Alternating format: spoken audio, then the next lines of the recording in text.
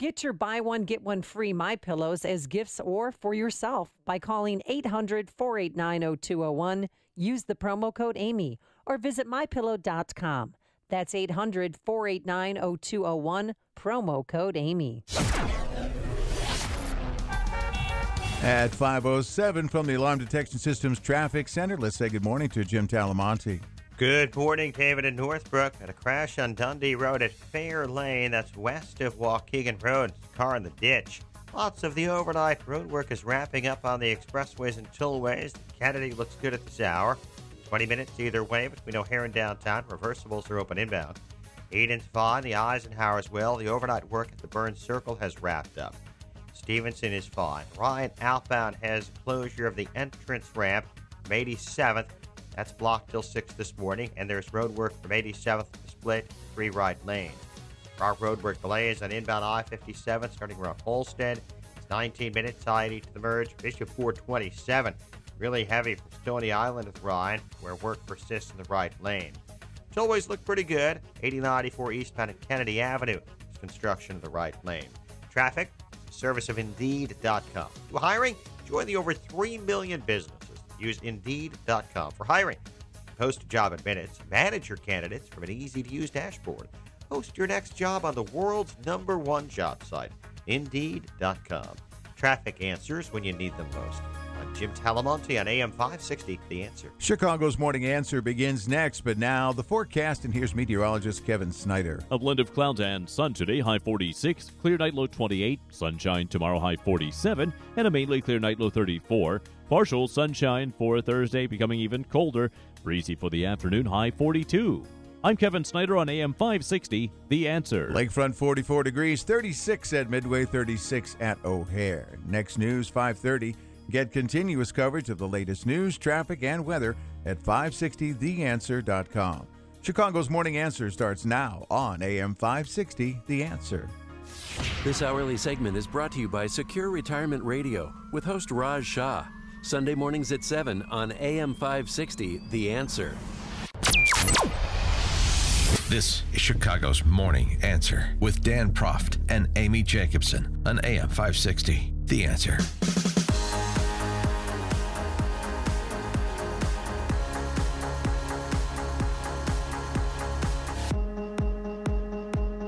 Good morning, Dan, and in for Amy this morning.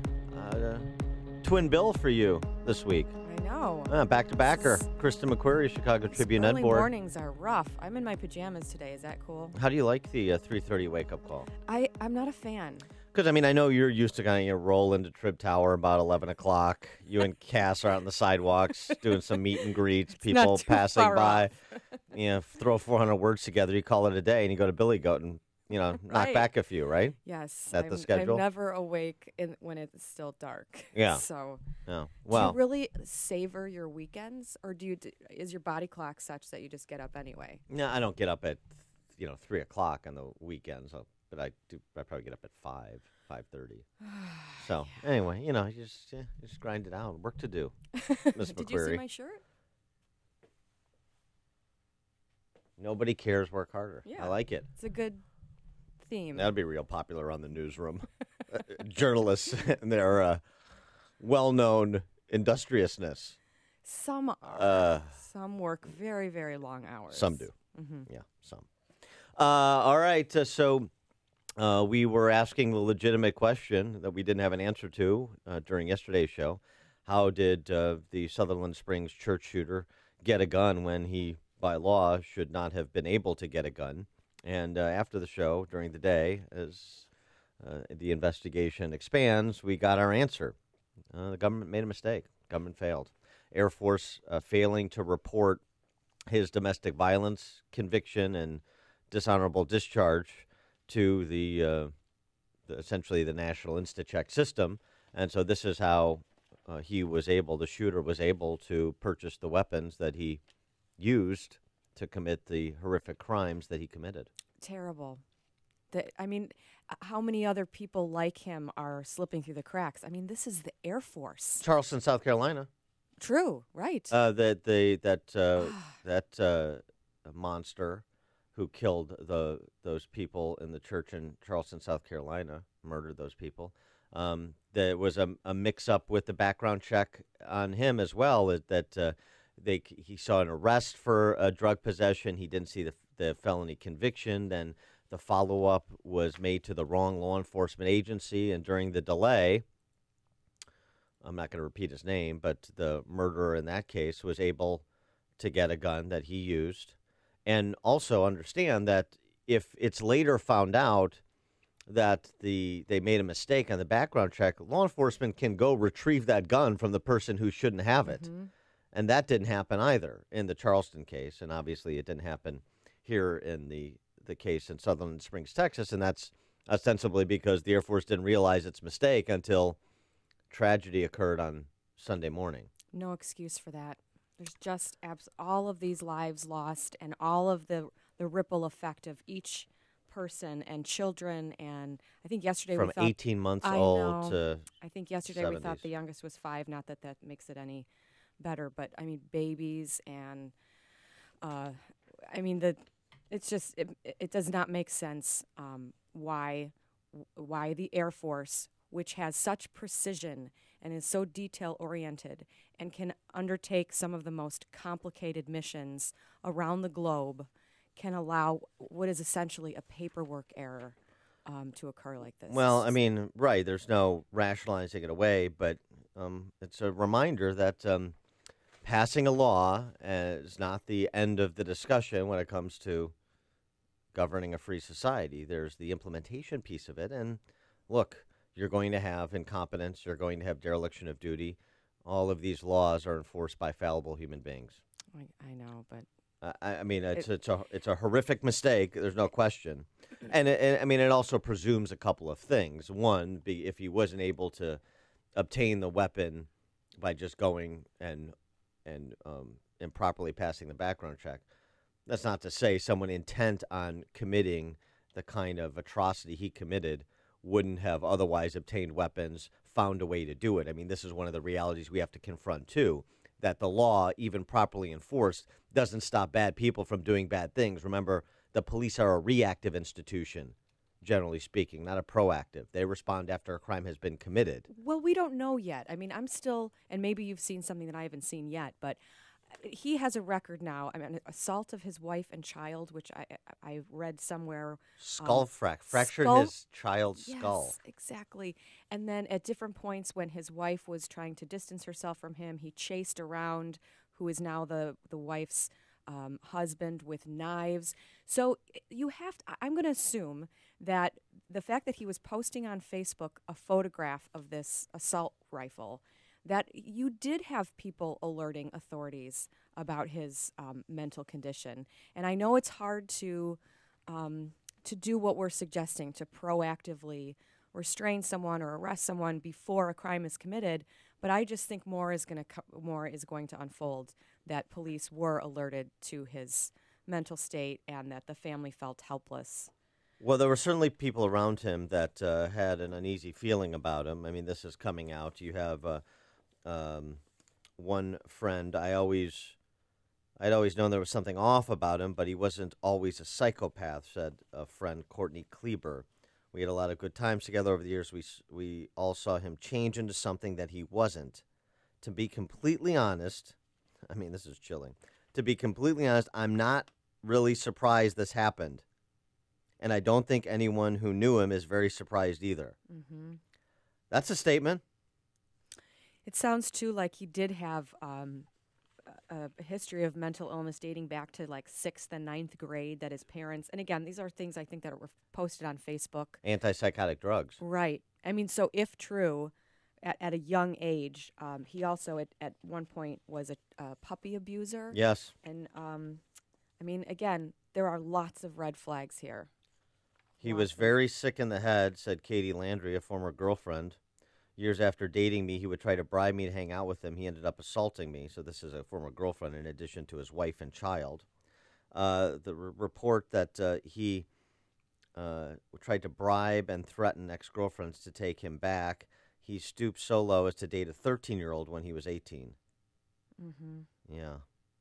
And the beatings and the animal cruelty and people saying something changed, and I'm not really surprised.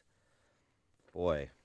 Yeah. It sounds like there was a point where he lived in a RV park, and a neighbor said that he had a pit bull puppy that was left tied up in the sun all day. And so he faced cruelty to animals charges, but they were dropped. Did you see that one family lost 8 members of their family? No, I didn't. 8 members of the family killed, murdered by this guy. So are we going to have the politicians lining up to take away everybody's guns? Are they going to also line up to congratulate the former NRA instructor for his heroism? I hope so. I mean, the story is getting more traction today. I think there were 2, right? But somebody who had a rifle in his trunk and chased down the shooter. We now know that the shooter did die of a self-inflicted gunshot wound. But he had 3 wounds. Right. A torso wound, a leg wound, and then when he was essentially disabled, unable to drive, then he shot himself. Right. So, I mean, this is remarkable. So, Stephen Williford is the plumber I'm describing, former NRA instructor, grabbed an AR-15. That's an assault rifle. That's what politicians want to ban. But an assault rifle in Stephen Williford's hands turned out to be quite useful, didn't it? Here's Stephen Williford describing what he did, how he reacted. All I want to stress today is the people at that church. They're friends of mine, their family. And every time I heard a shot, I knew that probably represented a life. I was scared to death. I was. I was scared for me, and I was scared for every one of them, and I was scared for my own family that just lived less than a block away. I'm no hero. I am not. I think my God, my Lord, protected me and gave me the skills to do what needed to be done. And I just wish I could have gotten there faster. But I didn't know. I didn't know what was happening. So do you want to caricature that former NRA instructor, NRA member, assault rifle owner, as some kind of, hillbilly, ignorant hillbilly, as the leftists want to do to people? Why does he need an AR-15? Isn't that the question? Because they have really nice aim. Well, actually, not really, but this guy did. He was a former NRA instructor, and he knew he hit him. He said, "I know I hit him. He got into his vehicle and he fired another couple rounds through the side window. When the window dropped, I fired another round at him again." Mm-hmm. And they engaged in a 95-mile-per-hour chase. Yeah, and that's where that's where the other hero in the story, Johnny Langendorf. I mean, these guys are a couple of characters. I love these guys. Did you see Langendorf? I did. He's got like the Longhorns tattoo on his neck. I mean, the cowboy hat. This is good stuff. It really is. A neck is. tattoo. A neck tattoo. Yeah, so Langendorf explained from his perspective what happened. He jumped in his car, 95-mile-an-hour chase down country roads, lasted 12 to 15 minutes before they cornered him and then waited for police. Did you have any second thoughts? What was running through your head right then? Nothing. Get him. Why? Because that's what you do. You chase the bad guy. Summer, your boyfriend, just helped, bring down a man who killed 26 people. What do you think of that? I think it's awesome. I didn't pick a better person to do that. Right place, the wrong time, technically, but he did an amazing job. Do you think he had it in him? Did you think he had it in him? Of course. I always believe in him. Does it worry you at all? I wasn't worried until later, all the news stories and everything else coming out, and I wasn't hearing from him for a while, so I did get worried. Johnny, the other guy, anything you can tell us about him? you know, he's very much a hero. He acted quicker than he could think as well. He did absolutely the right thing, which was try and take him down on the scene. You know, from what I know, he was just taking a nap and heard the gunshots and reacted. He did. He ran out of his home, did Stephen Williford, who Johnny Langendorf describes as a hero, without shoes. Mm-hmm. He was loading his AR-15. He was running towards the fire. Langendorf on the high-speed chase. Well, I mean, he likes to drive. You said the chase was 12 to 15 minutes long, going 95 down these country roads. What was going through your head as this was going on? Not a lot. I like to drive, and so if I can get away with driving fast, well, you know, and I had to catch the guy. I had to make sure he was caught. And at one point, the gentleman riding with me said, "You may have to use your truck to get him off the road," and there was no hesitation. It was do everything necessary to make sure that this guy stopped. Johnny Langendorf and Stephen Williford. Hear about the big stories of the day, then talk about them right here on Chicago's Morning Answer on AM 560. The Answer.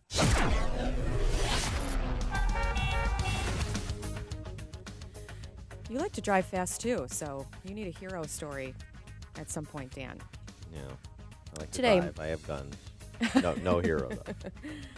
Your forecast today, mostly cloudy, low around 41, continued cloudiness overnight with a high near 45.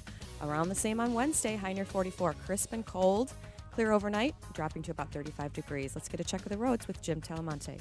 Thanks, Kristen. Good morning. Good morning, Dan. Delays on inbound I-57 at the Bishop Ford Freeway. Pretty heavy. Overnight road work has mostly wrapped up, but the delays persist as the morning rush kicks into gear. I-57 inbound delays start at 111th, 25 minutes. I-80 to the merge. Bishop Ford also with delays starting at 111th Street. It's 26 minutes from 80-94 to the Ryan. Both are fine outbound at 15 minutes. There's work on the outbound Ryan. The on-ramp from 87th is closed, and then from 87th to the split, 3 right lanes are blocked. The other expressways and tollways right now are looking good. I'm Jim Talamonte in the Alarm Detection Systems Traffic Center. The war on depression is over. You win. Depression, with all the drugs and side effects, the endless counseling, the frustration with life and relationships. The war is over. You win. In a few short weeks, your life will change. It's TMS therapy. Over 1 million people have been treated, and the results are nothing short of outstanding. It's FDA cleared. It's covered by most insurance, including Blue Cross Blue Shield and Medicare. Most drugs and other treatments just mask the depression. TMS treats the cause, so you can win the war with your depression. Remission or cure. Depression gone. Get a free consultation at one of the HPR centers in Chicagoland and Wisconsin. Ask questions. For you or someone you love, safe, revolutionary, effective treatment for depression. Let depression recovery begin. HPR centers. 800-604-0208. 800-604-0208. Go to endmydepression.com. How would you like a second source of income without having to work a second job? Does that sound just about too good to be true? Well, my friends at Online Trading Academy can show you how other people are doing this every day. You see, they have a patented core strategy that can help you learn how to follow what the big banks on Wall Street are doing and how profits are being made when the market goes up and even when it goes down. Right now, they are offering a free Wall Street Insider Kit, so you can get started right away. Just call 888-984-TRADE. You'll get 2 online classes, instructional videos, and a guide that will help you learn to build that second income. It's all free. Call 888-984-TRADE. They will even throw in 2 free tickets to an upcoming workshop, so you can ask questions and learn more. The market is making all kinds of moves. Are you ready to move with it? Call 888-984-TRADE. 888-984-8723. Call 888-984-TRADE. Got your head in the IT cloud? How are things in there? Confusing? When your business is considering the location for your precious data, or if you're already using the cloud and can't seem to navigate through, Turnkey IT is ready to clear things up. You need to be ready. It's estimated that by 2020, over 78% of all small businesses will be partially or totally using the cloud. The truth is, it's great for everyone in some way, but in what way for you? Turnkey IT can help your business understand the cloud and help you utilize it safely and securely. And sure, you may already be using Office 365, but there's so much more that the cloud can do. Turnkey IT is eager to educate you on what's best for your business. And don't forget, if you're frustrated by the lack of responsiveness or the high cost of your current IT company, Turnkey can help with that too. Clear up the cloudiness when it comes to the latest technology. Be sure your business is current. Visit turnkey.pro to make contact today. Turnkey.pro.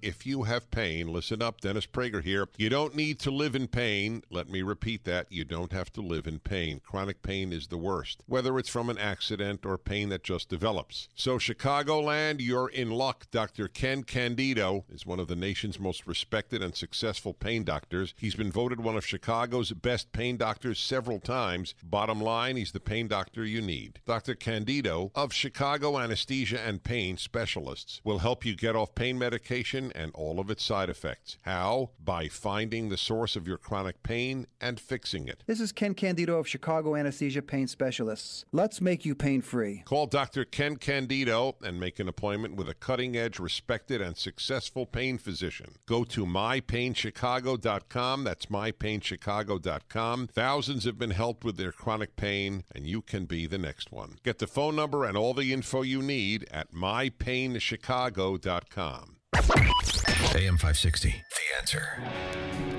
Dan and Kristen McQuarrie from the Chicago Trib Ed Board in for Amy this morning, and take a couple calls on our minimum about our heroes in Texas, in Sutherland Springs. Mark in Chicago, you're on Chicago's Morning Answer. Good morning, Dan. I get the fact about the red flag and the Air Force made a mistake, but anybody that does that, nobody's in their right mind. But speaking of a red flag, what about all the people that are in prison right now for violent crimes? Once their sentence is served, they're going to release them back to the streets, and then probably 80% of the times they're going to be back in for the same thing that brought them there in the first place. So the red flag thing, it's just a talking point as far as I'm concerned. Thanks for the call, Mark. A recidivism problem is a real one, no question. Greg in Schaumburg. Hey, Dan and Christian, thanks for taking my call. The precise wording that seems to be emanating from the left is we must take action, with the emphasis on the word must, meaning that it's immediately self-evident that we have to take action to ban assault rifles. And the conversation this morning, and in many quarters, has gone down the mental illness trail. But there is the other side of it that, Dan, you've been voicing so well, and that is just the presence of evil in the world that overcomes somebody's mind. And you take somebody that is suddenly overcome by Islam, and I would make the case that that's a case where someone's overcome by evil, and they get an assault rifle. What are we going to do? So to Cardinal Kupich or Archbishop Kuchik, you on the 5 o'clock news made the statement that we must take action.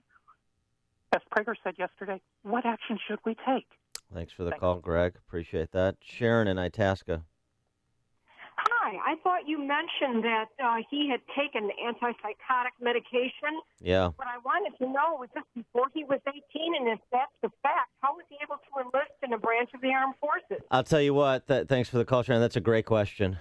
That's a great question, too, because, the very few actual high school seniors are able to enlist because the standards are particularly high. And if you've had disciplinary problems in your past, you're out. And so the question about what was known about him at the time that he enlisted, and should red flags have gone off there, have been raised there, such that he shouldn't have been accepted into the Air Force. That's a real good question, too. It is. I think we're pulling that, though, from comments on his Facebook page. So it might not actually be accurate that somebody commented that they thought between 6th and 9th grade his parents had him on some antipsychotic drugs. Huh, okay. All right, well, we'll continue to update this story. We're also going to talk to John Lott Jr., president of the Crime Prevention Research Center, at the top of the 6 o'clock hour. But coming up at 5:38, we find out a little bit more about that dispute that Rand Paul had with his neighbor, or didn't have, that led his neighbor to tackle him and break 5 of his ribs. That's at 5:38. But now we check the headlines with Jim Talamonte. Good morning, Dan. Good morning, Kristen. It's 36 degrees in Chicago, 532 on AM 560. The Answer. Partly sunny and chilly today with a high of 46. President Trump's in South Korea, where he said he will continue to push that country and nations around the world to pressure North Korea. We call on every responsible nation, including China and Russia, to demand that the North Korean regime end its nuclear weapons and its missile program. Trump arrived in Seoul for the second stop of his 12-day Asian tour. Senator Jeff Flake is keeping up his criticism of President Trump.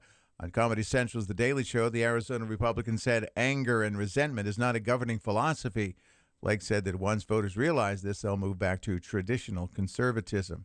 The Air Force admits it did not send the Texas church shooter's name to a national criminal database after he was court-martialed for domestic violence and given a bad conduct discharge. Devin Patrick Kelly should not have been allowed to buy the guns he used to kill 26 people Sunday. The top Republican in the Illinois House wants to create a hotline for sexual harassment reports.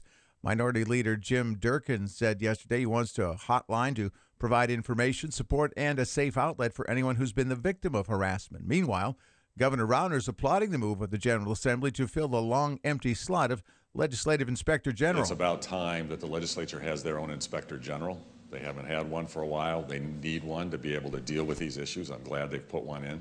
While that post went unfilled for years, some 24 sexual harassment complaints against lawmakers piled up. A judge denied bail for a woman accused of hitting another woman in the head with a hammer during a robbery on the South Side. Police say Stephine Kreiner attacked a woman Sunday night in the 2500 block of South Wentworth. Kreiner allegedly took the woman's purse and other belongings, then drove away.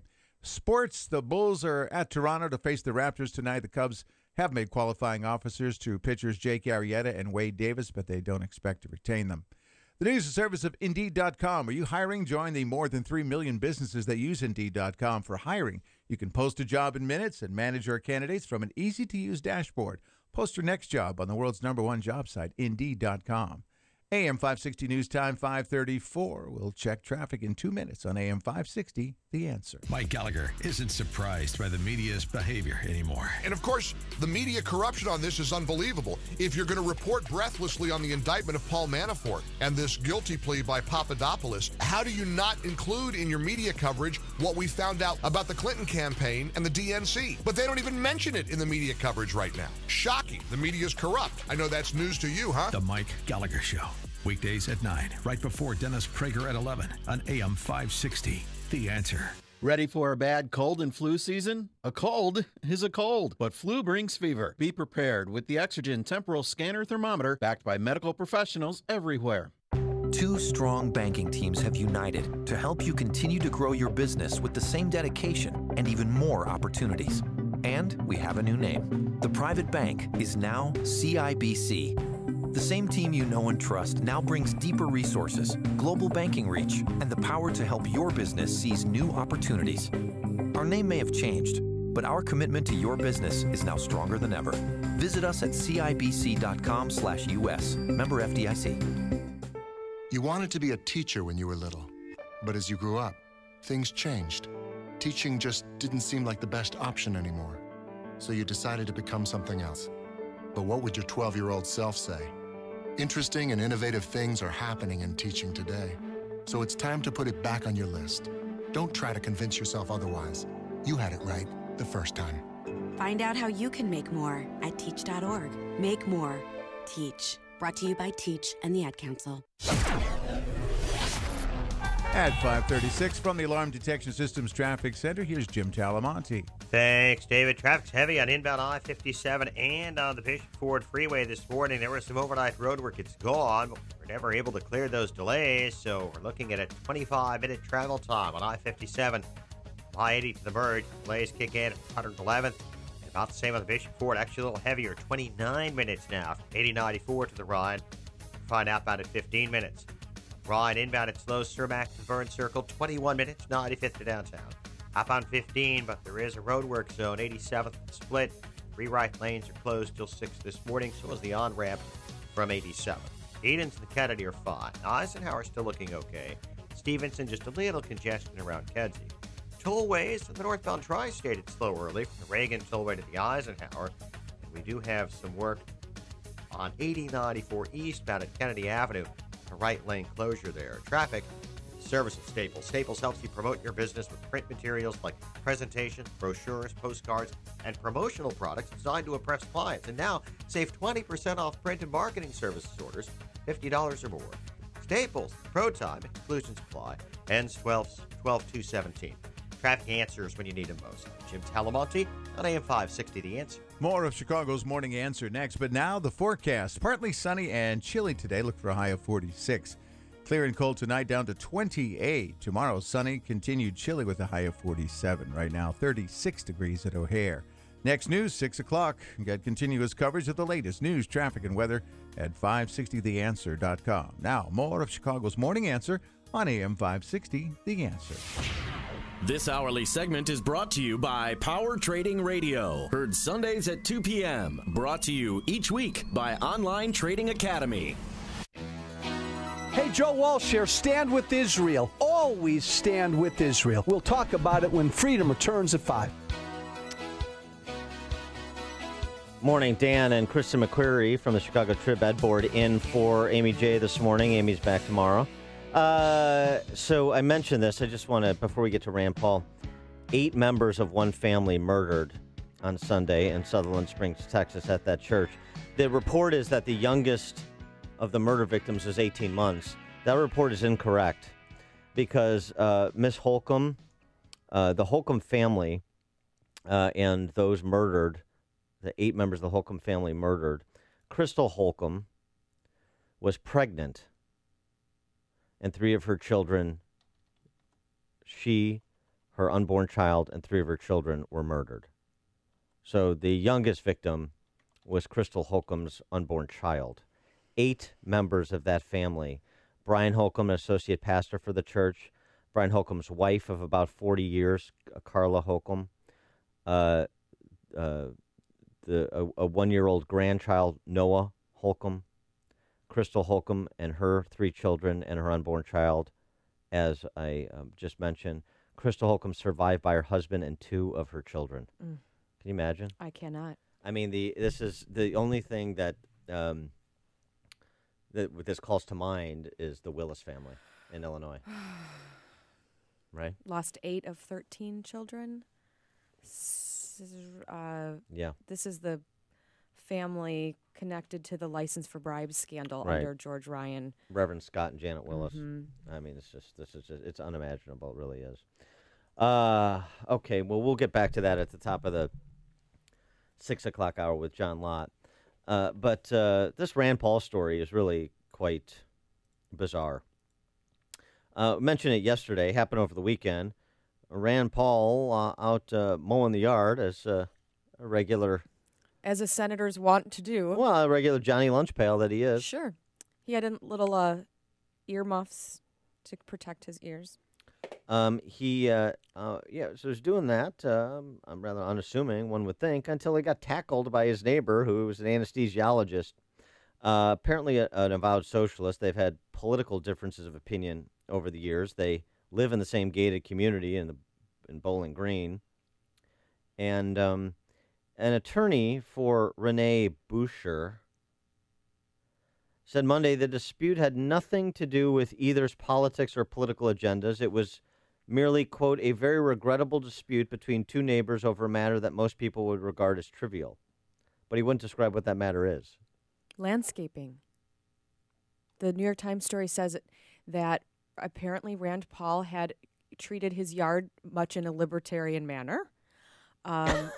So he was with spontaneous order for his landscaping? He lives in a gated neighborhood. Yeah. And so I'm guessing everyone has, beautifully manicured yards. And he composts. He grows pumpkins. He has piles of leaves. He has saplings around that are all violate the code of the gated community.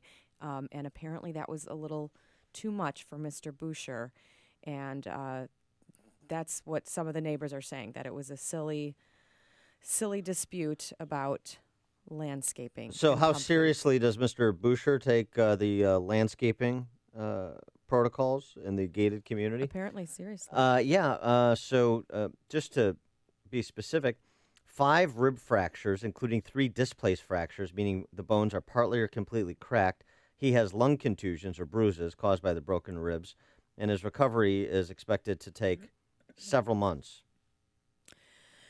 So Mr. Boucher, though, 59 years old, only charged with a misdemeanor count of assault. Apparently, they're considering raising the charge. Yeah, that may be upgraded. And since we're talking about access to weapons, should this be a red flag for this person now? I mean, this is somebody who clearly snapped. Is this someone who should not have access to guns? I don't know. Well, if he gets convicted of a felony, the one other thing about this though, the neighbor says they just couldn't get along, meaning him and Rand Paul, as if there's equal blame here. Hey, we just don't like each other. Yeah.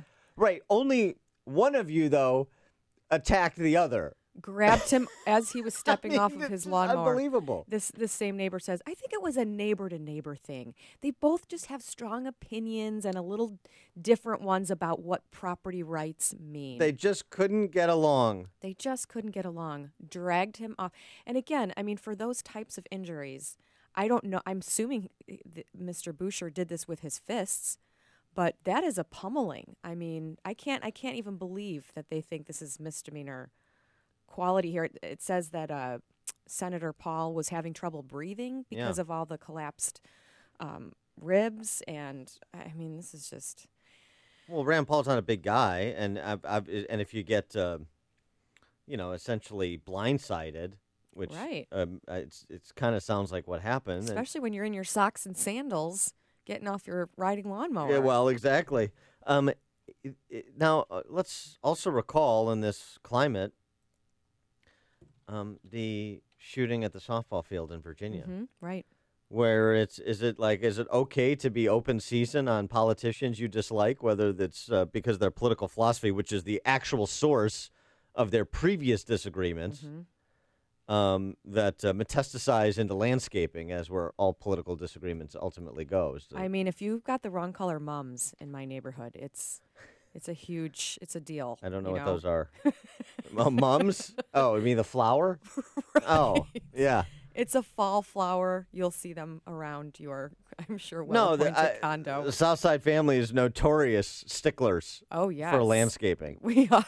Seasonal appropriate landscaping. Our yards are the size of, my hand, so it's not that difficult to maintain upheap. Yeah. But it's just remarkable. This is a remarkable story that anybody would think that's okay, just that your mind would go there. This is an anesthesiologist. I know. That's what I'm saying. He's completely unhinged. It sounds like he was married, now lives alone. I wonder why. He doesn't like the yard waste issue. That's what's happening. Mm-hmm. He's had it. But it has nothing to do with the fact that they have deep philosophical, political disagreements. Nothing to do with that. Well, if it's a property rights issue, I mean, it is sort of Rand Paulian to be bucking his condo association or homeowners association rules because he wants to live on the land. Okay. He's gonna compost. Yeah. He's gonna grow pumpkins even though they're unsightly. And government is not gonna tell him what to do with his yard. Not exactly a Rand novel we got going on here. An Ayn Rand novel, not a Rand Paul novel. How about this statement from the attorney for the attacker? You ready for this? Yeah. What? We sincerely hope that Senator Paul is doing well and that these two gentlemen can get back to being neighbors as quickly as possible. No. Yeah. Just bring over some cookies and everything will be fine. Yeah, no, I'm sure Rand Paul is looking forward to them getting back to being, the neighborly types that they've always been, just arguing about free markets versus central planning and not being tackled while you're on your riding lawnmower. I mean, the attorneys... the things that attorneys have to say when they're defending the indefensible. And I don't think Rand Paul has done an interview, right, where this is all kind of leaking out. He can't breathe. I mean, these are serious injuries. It's not. I'm not trying to make light of it, but the story is so ridiculous. This guy is so ridiculous, and again, I mean, I hate to do the kind of if it was reversed, but I'm going to do it anyway. Could you imagine how this story would be covered if it was, Senate Minority Leader Pagliacci, who got tackled in his front yard? It was Chuck Schumer, and it would happen to be a guy who disagreed with him politically, and that guy said, no, it was really about how he, the length of his grass. Come on. So I actually pulled up a photo of Rand Paul on his lawnmower. And it looks like Dukakis in a tank. It's a very large lawnmower. He is wearing tennis shoes. That's wise. But it looks like an upscale neighborhood that you would see in the suburbs. So it looks like everyone has a large yard. And let's see if I can find a picture of his compost pile. Oh my gosh, you're really on the case here. I tell you, maybe you should be part of the defense team. Coming up with a compost heap defense. That's a novel one. Steve and Joliet. Yes, good morning, Dan and Kristen. In light of all that's going on, we need a good laugh, and glad it wasn't worse for Senator Paul. He wrote government bullies a few years ago. How about a follow-up? Neighborhood bullies. There you go. Thank you for the call, Steve. Yeah. I know we should not be laughing. Won't you be? Won't you be my neighbor? Yeah, not exactly a Fred Rogers moment between those two. Randy in Elkhorn, Wisconsin. Yeah, if you live in a gated community, I don't think you should be allowed to own a lawnmower. Especially, I think the difference is the man's an anesthesiologist. Apparently, they had some differences with the healthcare opinion. Yeah, well, they did in the past. And thanks for the call, Randy. And this guy too was, I don't know, he invented some like vest that he was hawking on QVC. This guy seems like he may be a little bit of a Dr. Nick Riviera anesthesiologist. Right. It was one. I think he made a lot of money off of that. He got to live in Rand Paul's community, right? Until recently. It was one of these vests made of tiny beads that you can heat up. So when you're doing a procedure, they lay it over your belly to keep you warm. Yeah, and he's selling it on QVC. Okay, all right. I don't know if I don't think the QVC part is true, but I think so. I think it was. I'm serious. One of these as seen on TV. Maybe you can buy it in stores. Yeah. I don't know. Quack, quack, quack, quack, quack. Steve in Gary, Indiana.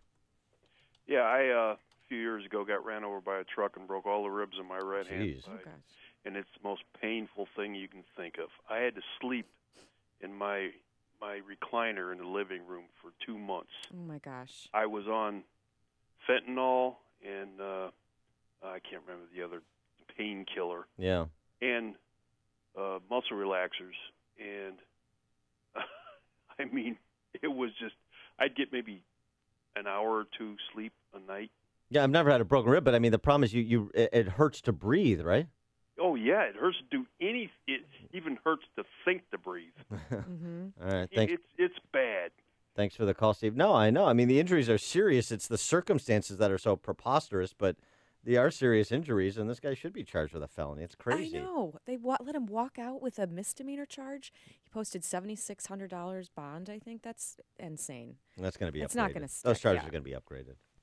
Listen to podcast of Dan and Amy from the AM 560 mobile app. Download it today at 560theanswer.com/mobile. If you're missing teeth or even a single tooth, dental implants are a fantastic way to regain your confidence, your smile, your dental health. Hi, it's Mike Gallagher. You hear a lot of people screaming at you about dental implants. Get it done in a day, or we can treat everybody, or hundreds of thousands of implants. Look, successful implants don't come from an implant factory. What you don't hear talked about is skill, treatment, and installation.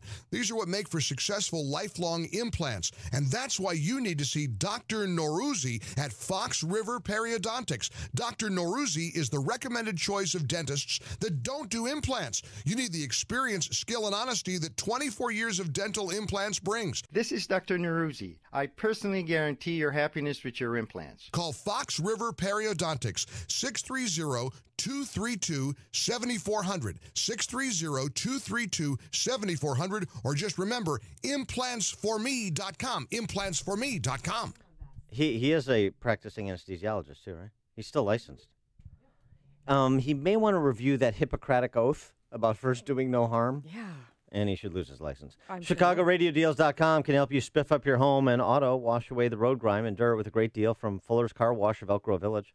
A full-service car wash package includes a wash, vacuum, windows, and dash wipe down. An $18 deal for only $10.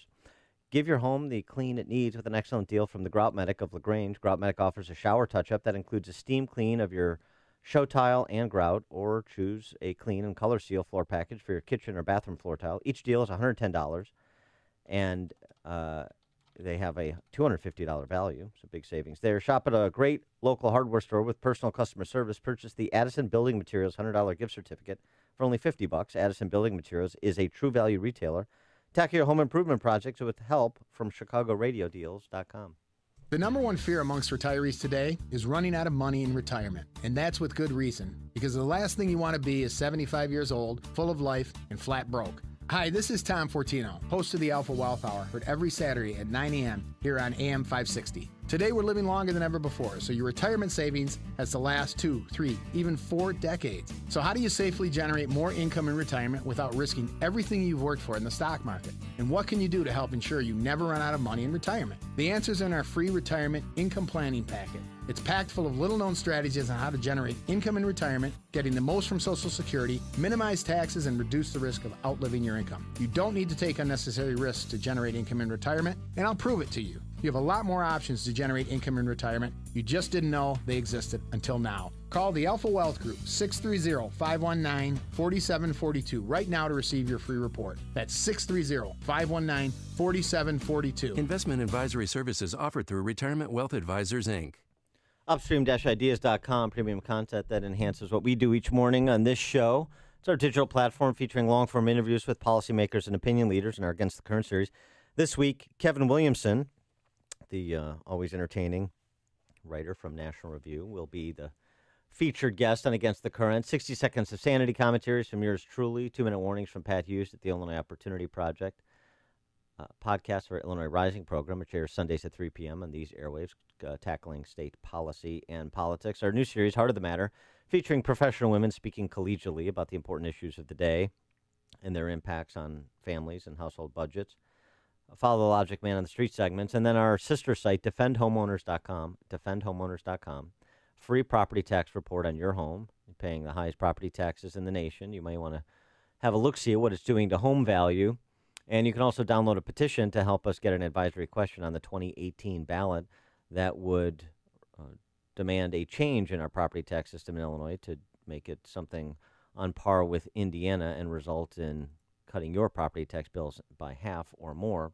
All the property tax info, defendhomeowners.com. Everything else, upstream-ideas.com. My name is David Hochberg, Vice President Lending at Pearl Mortgage. If you're looking to secure financing on a new home or refinance your existing home, give me a call. According to creditcard.com, cardholders in Illinois, Indiana, Wisconsin, and Michigan are carrying over $33,000 of debt on their credit cards. The Federal Reserve recently increased the interest rates 1/4 point, which, according to credit enhancement expert Gary Novell, will increase the average credit card holder's interest payments $825 a year. The good news is home values have rebounded, so now is an excellent time to use your home's equity to eliminate your stress, pay off credit card debt, and lower your monthly payments. To see if you can use your home's equity to pay off your debt, give me a call now at 312-751-1333 or visit am560david.com. I've helped thousands of AM560 listeners, but I can't help if you don't call 312-751-1333 or visit am560david.com. Pearl Mortgage, an equal housing lender, Illinois Residential Mortgage Licensee 4358 and MLS 19186. Our freedom and security are made possible through the service and sacrifice of our military and first responders. The Gary Sinise Foundation provides many outreach programs supporting these brave men and women. Join us. Donate at GarySiniseFoundation.org. You've heard of living trusts and how they can help protect your assets, but you may not know if a living trust is right for you. Or maybe you have questions about creating your own living trust. The fact is, almost everyone can benefit from a living trust, which can protect your assets from the court system and your loved ones from unnecessary expense and inconvenience. Learn more at a free seminar Thursday, November 9th. Estate planning attorney Robert Zapolis will explain how to create your own living trust, estate planning under the new tax laws, why a will does not avoid probate, and more. Have your estate planning and living trust questions answered absolutely free. Don't miss this important seminar Thursday, November 9th at 6:30 p.m. at Papa Joe's Restaurant, 145th and LaGrange Road in Orland Park. The seminar is free and a complimentary dinner is served, but you must make a reservation now. Call 708-478-1400. Call 708-478-1400. Again, 708-478-1400. At 5:57 from the Alarm Detection Systems Traffic Center, here's Jim Talamonte. Thanks, David. Metro reports delays on the Heritage Corridor line due to mechanical problems. The Kennedy inbound is delayed from the River Road toll to Canfield. It's 25 minutes, O'Hare to downtown. Outbound 21 and then westbound 190 has slowed traffic from Kennedy to Tri-State. Mount Eisenhower 35 minutes, 390 to Burn Circle, outbound 31. Stevenson 41 minutes, 355 to Lakeshore Drive. Farther south, a crash reported northbound at 53. Ryan 25 minutes, 95th to downtown. I-57 25 minutes, 90 to the merge. Bishop 429 traffic service of Staples. Staples helps you promote your business with print materials like presentations, brochures, postcards, and promotional products designed to impress clients. Now save 20% off printed marketing services orders of $50 or more. Staples, it's pro time. Exclusions apply. Ends 12/2/17. Traffic answers when you need them most. I'm Jim Talamonte, AM 560 The Answer. And now your midweek forecast with meteorologist Kevin Snyder. Today, chilly with intervals of clouds and sun. High 46. Tonight, clear and cold. Low 28. Full day of sunshine tomorrow, but chilly. High 47. I'm Kevin Snyder on AM 560, The Answer. It's 44 at the lakefront, 36 at Midway, 36 at O'Hare. AM 560 news time, 5:58. In the news, Cardinal Blaise Cupich says it's time to act after the deadly mass shooting at a Texas church. Cupich called for a ban on assault weapons yesterday during a speech at the University of Chicago. Cupich says he doesn't have plans, though, to increase security at Catholic churches in the Archdiocese. A Country Club Hills man who served nearly a decade in prison for an Indiana crime he didn't commit is suing over his wrongful conviction. Keith Cooper filed a lawsuit yesterday claiming that 4 Elkhart, Indiana police officers framed him for a 1996 shooting and armed robbery. No one's in custody after 2 innocent bystanders were wounded in a shooting on the Lower West Side. The victim shot yesterday near Cermak and Damon as people in separate vehicles were shooting at each other. Both of the victims are hospitalized in good condition. Top Republican in the Illinois House wants to create a hotline for sexual harassment reports. House Minority Leader Jim Durkin says he wants the hotline to provide information, support, and a safe outlet for anyone who's been the victim of harassment. In sports, the Bulls are at the Toronto Raptors tonight. The Cubs have made qualifying offers to pitchers Jake Arrieta and Wade Davis, but they do not expect to retain them. The news is service of Indeed.com. Are you hiring? Well, you can join the more than 3 million businesses that use Indeed.com for hiring. You can post a job in minutes and manage your candidates from an easy-to-use dashboard. Post your next job on the world's #1 job site, Indeed.com. More of Chicago's Morning Answer is coming up after a look at Fox News. You're listening to WIND Chicago, where it's 36 degrees at 6 o'clock. He's closer to a rocket man than ever. I'm Dave Anthony, Fox News. He is indeed threatening millions and millions of lives so needlessly. President Trump in South Korea talking about North Korean leader Kim Jong-un, who's been quiet during the president's Asian trip so far. Fox's John Decker's live in Seoul. President Trump said getting North Korea to give up its nuclear weapons will be a global effort involving some countries that have been reluctant to crack the whip on Pyongyang. If we get China, if we get Russia, and we have some other countries, but we want to get most of them, we think that things will happen, and they could happen very quickly. The president says his administration is making a lot of progress on North Korea, and he urged Kim Jong-un to, in his words, make a deal at the negotiating table on his country's nuclear weapons and ballistic missile program. Dave? John, the president was asked about putting in stricter gun control after the Texas church massacre. If you did what you're suggesting, there would have been no difference 3 days ago. Democrats are pushing for new gun laws. Congressman Ted Lieu walked out of a moment of silence in the House. I can't do this again. I've been to too many moments of silences. He says he won't be silent. The Air Force is investigating why the killer's domestic violence conviction wasn't in the FBI system to prevent Devin Kelly from buying guns. Fox's Evan Brown's live near the Sutherland Springs shooting scene where police will identify all 26 murder victims. Yeah, Dave, those names are to be released today, but in a small town, it's easy to notice who is not here. Shelley Lilinski works at a local diner. She knows some of the dead. Joanne Ward and her 2 little kids. She's just a regular lady around here, takes really good care of her kids. You know, she's loving to them. They have one more daughter that's in the hospital. A prayer vigil drew people from surrounding towns who say they can't believe something like this happened in small-town America, Dave. Fox News, fair and balanced. On AM 560, The Answer. Your opinion counts. And we want to know how you feel about the news stories we're talking about each and every day. Make sure to vote in the M13 Graphics Opinion Express poll at 560theanswer.com. Listen for today's poll question at 10:30 a.m., 12:30 p.m., and 3:30 p.m. And hear the results each evening at 5:30. It's the M13 Graphics Opinion Express poll on 560theanswer.com. I'm Jay Farner from Quicken Loans. Choosing the right mortgage lender involves much more than just a rate. Quicken Loans has earned 11 J.D. Power Awards for client satisfaction. And we invented Rocket Mortgage, a simpler, hassle-free way to get a mortgage completely online. No one else has anything like it. So choose Quicken Loans, America's #1 online lender.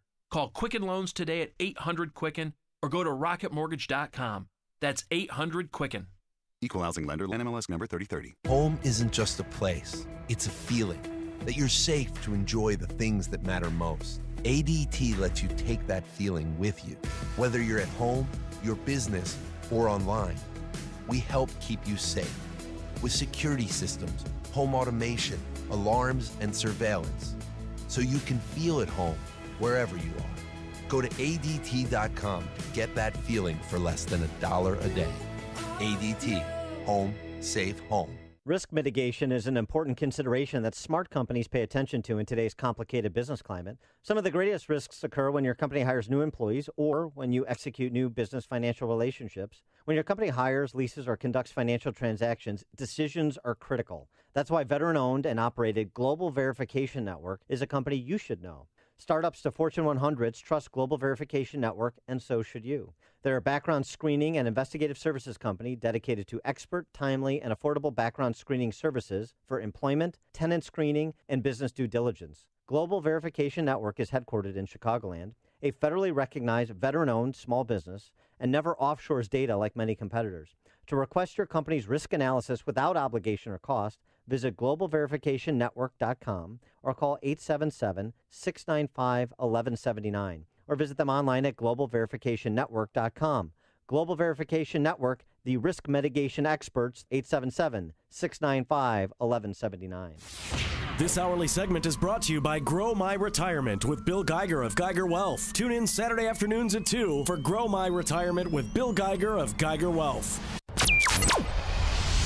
This is Chicago's Morning Answer with Dan Proft and Amy Jacobson on AM 560. The Answer.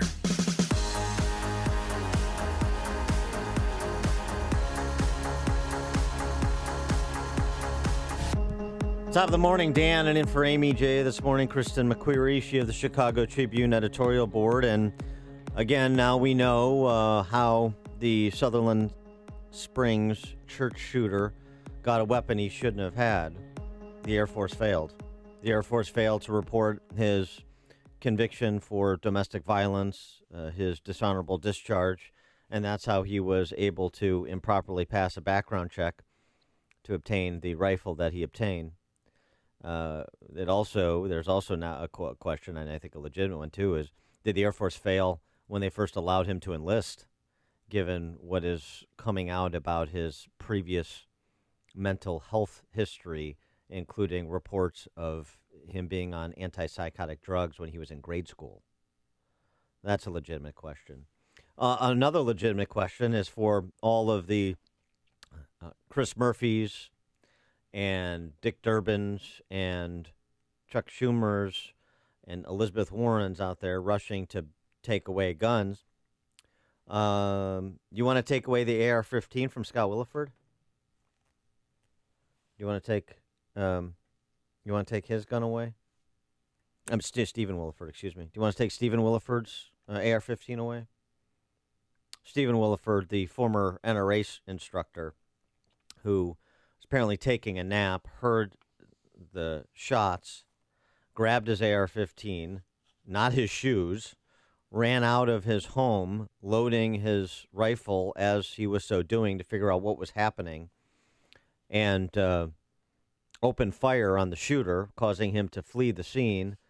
Another individual, Johnny Langendorf, picked up Williford, and they gave chase for 12 to 15 minutes until the shooter's car stopped, was disabled. He had a gunshot wound to his torso and his leg. They kept the gun sighted on him until police arrived, and, of course, we know that the shooter took his own life, knowing that the gig was up. Here's Stephen Williford describing what he did and why he did it. All I want to stress today is the people at that church. They're friends of mine, their family. And every time I heard a shot, I knew that that probably represented a life. I was scared to death. I was. I was scared for me, and I was scared for every one of them. And I was scared for my own family that just lived less than a block away. I'm no hero. I am not. I think my God, my Lord, protected me and gave me the skills to do what needed to be done. And I just wish I could have gotten there faster. But I didn't know. I didn't know what was happening. Can we distinguish between a good guy with a gun and a bad guy with a gun? Or do we just want to talk about assault rifles? Cheap, gimmick public policy.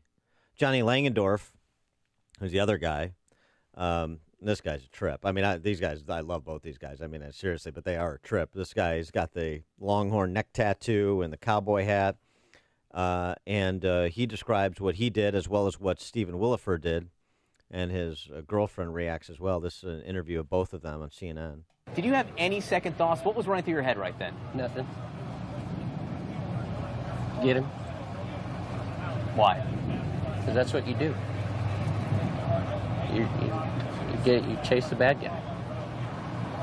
Summer, your boyfriend, just helped, bring down a man who killed 26 people. What do you think of that? I think it's awesome. I didn't pick a better person to do that. Right place, the wrong time, technically, but he did an amazing job. Do you think he had it in him? Did you think he had it in him? Of course. I always believe in him. Does it worry you at all? I wasn't worried until later, all the news stories and everything else coming out, and I wasn't hearing from him for a while, so I did get worried. Johnny, the other guy, anything you can tell us about him? He's very much a hero. He acted quicker than he could think as well. He did absolutely the right thing, which was try and take him down on the scene. From what I know, he was just taking a nap and heard the gunshots and reacted. And how about that chase? You said the chase was 12 to 15 minutes long, going 95 down these country roads. What was going through your head as this was going on?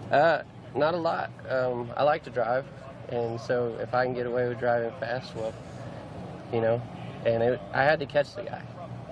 I had to make sure he was caught. And at one point, the gentleman riding with me said, "You may have to use your truck to get him off the road." And there was no hesitation. It was do everything necessary to make sure that this guy stopped. So how about that? Where the government failed, an NRA instructor, a plumber, Stephen Williford and Johnny Langendorf filled in. For more on this topic, we're pleased to be joined by our friend John Lott Jr. He is the president of the Crime Prevention Research Center, the author of a number of books, including The War on Guns, More Guns, Less Crime. John, thanks for joining us again. Appreciate it. Well, thanks for having me on.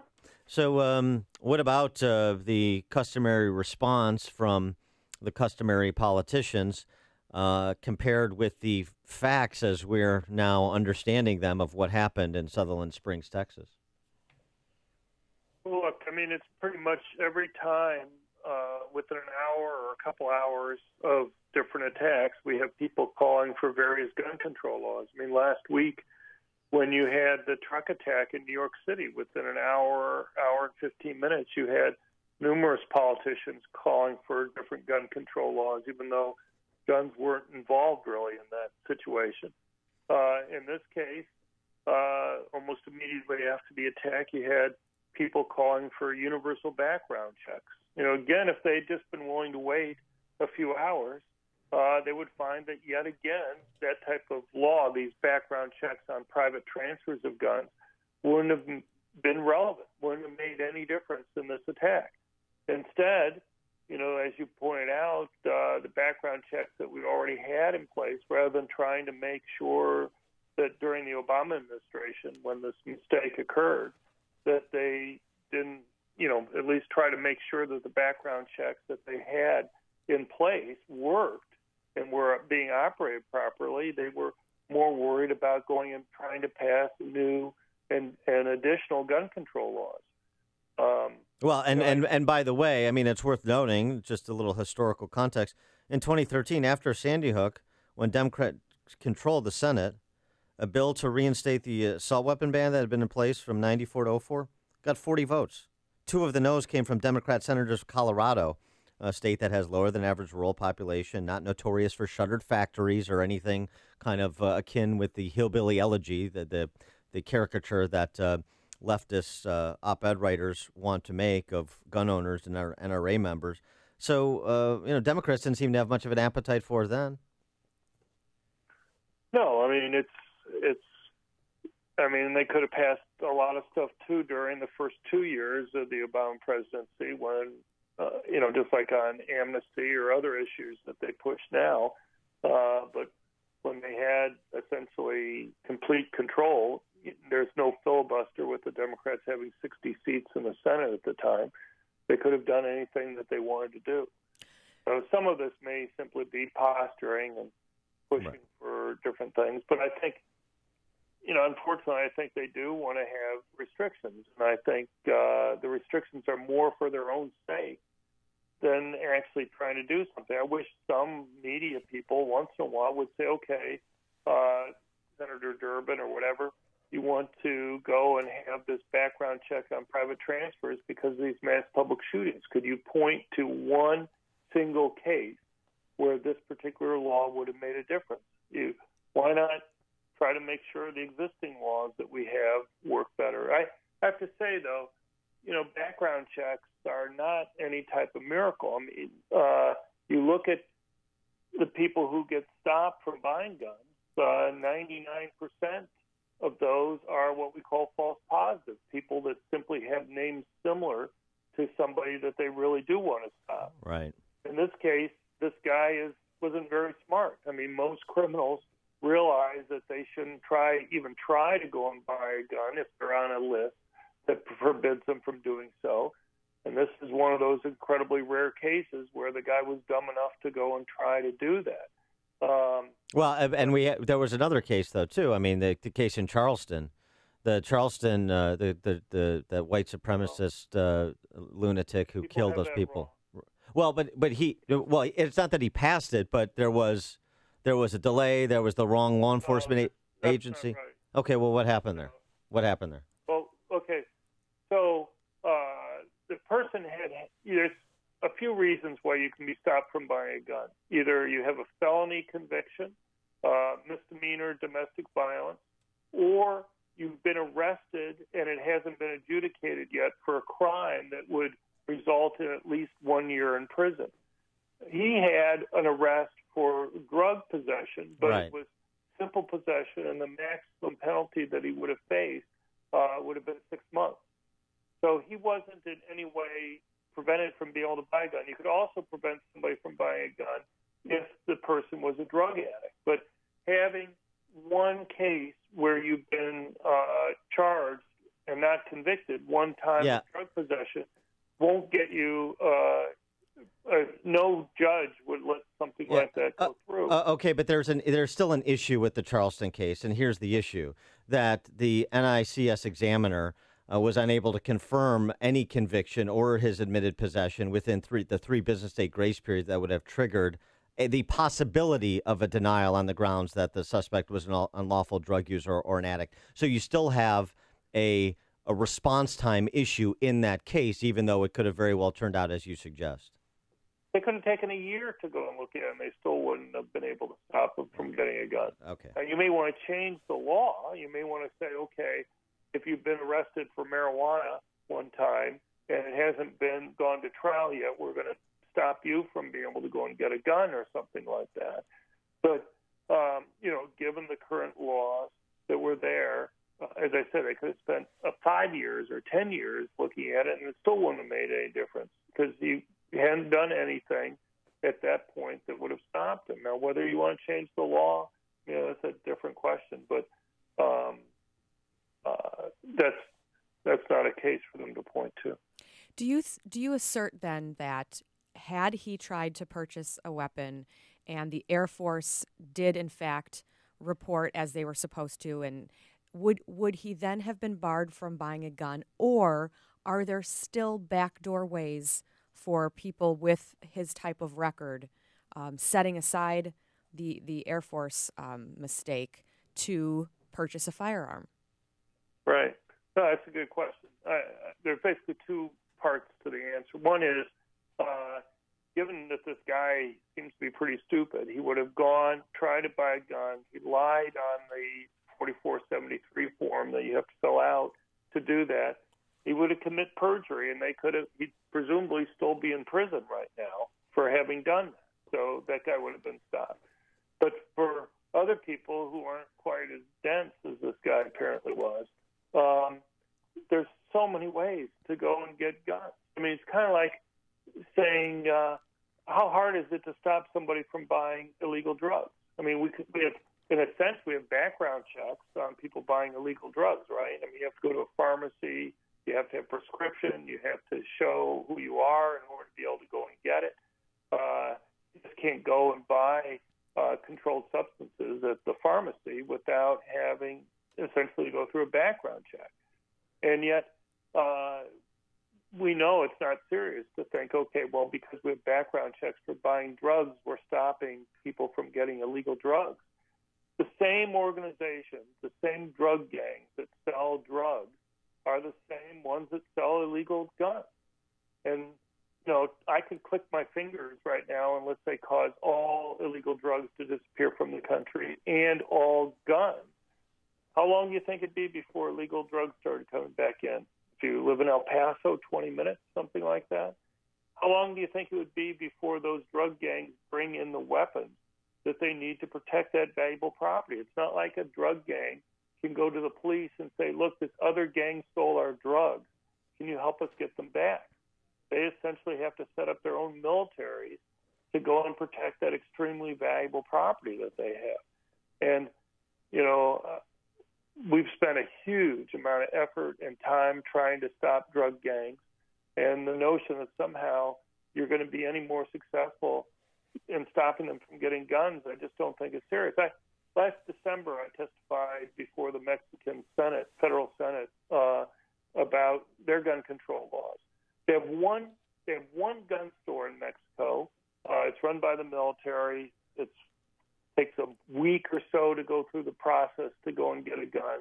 They're very expensive. The highest caliber weapon that you can buy legally in Mexico is a .22 caliber gun. The drug gangs have machine guns. I don't think any of them really probably even use .22 caliber guns.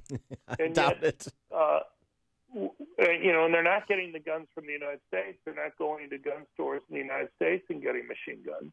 They're getting them from around the world, just as they bring in illegal drugs into Mexico. And so the notion that somehow it's easy task for just having background checks is going to stop criminals from getting guns. I wish it was that simple. But what you end up having happen is that during the campaign last year, we'd often hear, well, there's 3 million dangerous, prohibited people that have been stopped from buying guns. And that's simply false. What they should say is that there have been 3 million initial denials, and about a little bit over 99% of those are mistakes. People that simply have a name similar to a felon or somebody that we wanted to stop from buying guns. Now, the problem is that the people who are most likely stopped tend to be minorities. People tend to have names similar to others in their racial groups.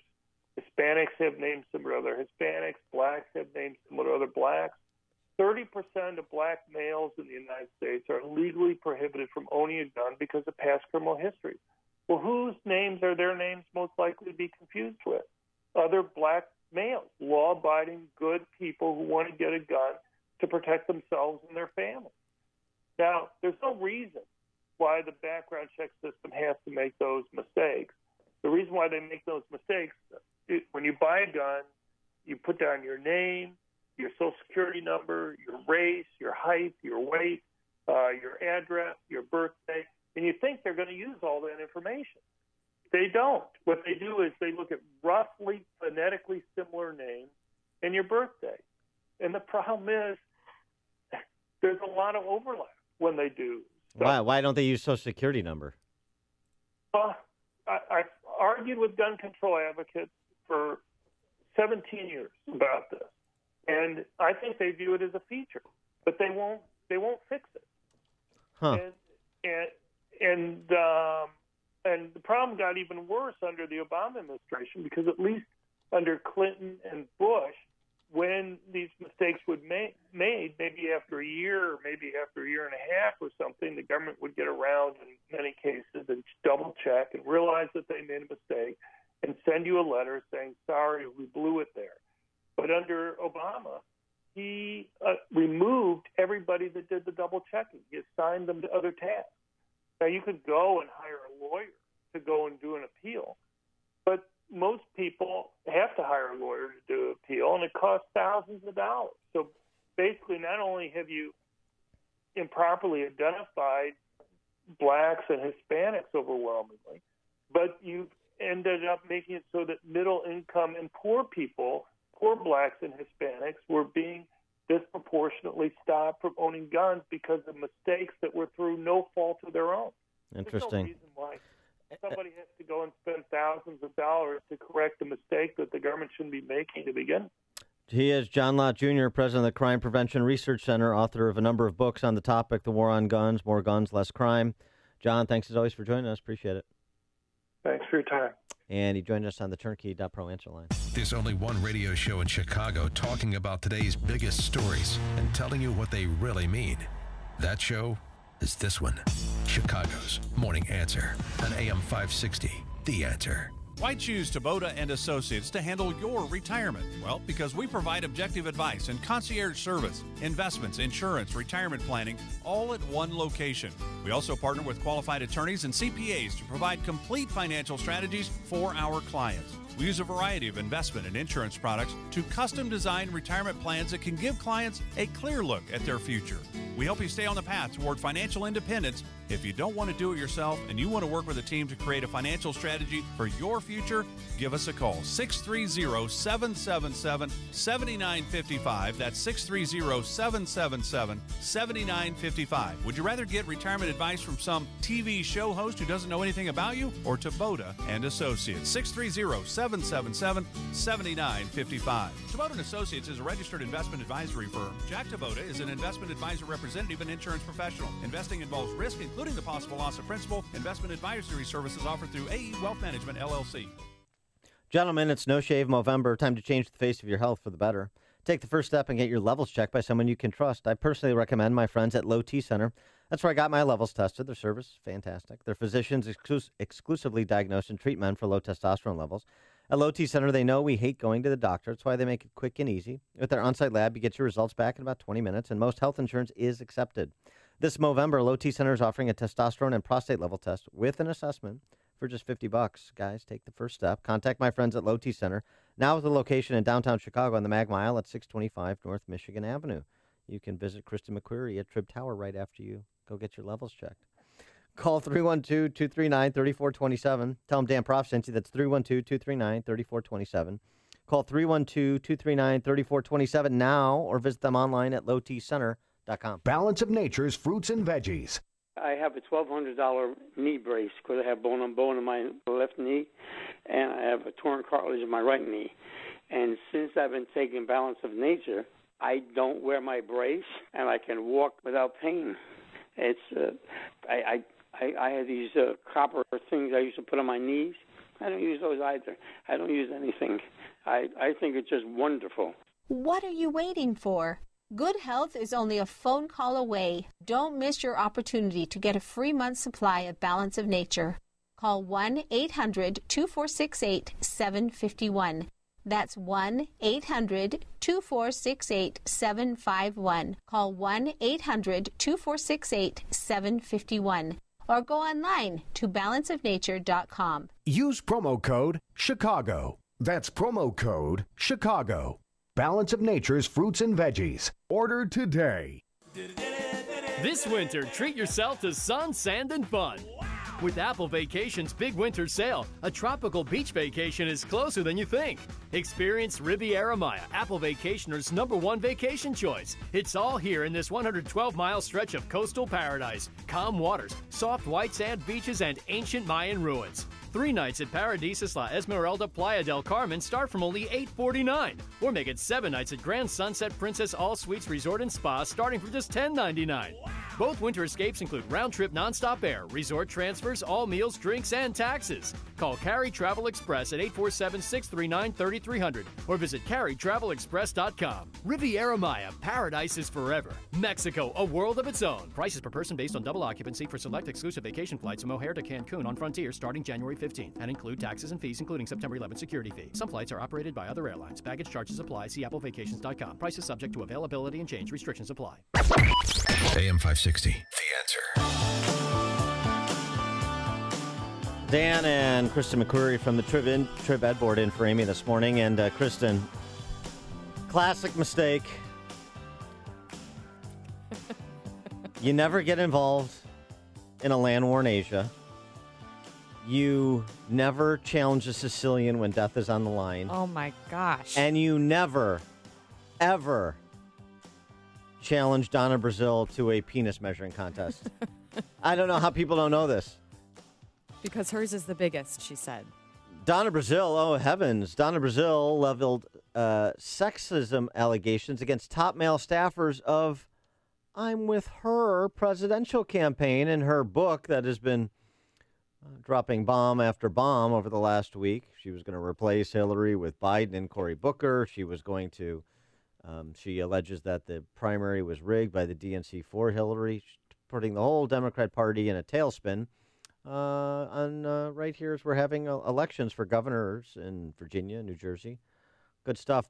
Gentlemen, let's just put our blanks out on the table and see who's got the bigger one, because I know mine is bigger than all of yours, writes Donna Brazil in the 6th chapter of a book you're never going to read. I'm confused, though, because she was leveling sexism charges against them for not, I don't know, taking her seriously or, but then she turned around and, I mean, can you imagine if a man said something to me about the size of my breasts or let's have a breast, it just, she's leveling accusations of sexism. Chris Christie did that with women. Let's have a breast measuring contest and he'd win. Right? So it's all, it was a gender thing, said Brazil, who also claims that she was treated like a slave by Clinton campaign staffers. Mm-hmm. I'm not Patsy the slave, she reportedly told the Clinton staffers, referring to a character from the award-winning film 12 Years a Slave. Y'all keep whipping me, and you never give me any money or any way to do my damn job. I am not going to be your whipping girl. That's what she wrote in her book.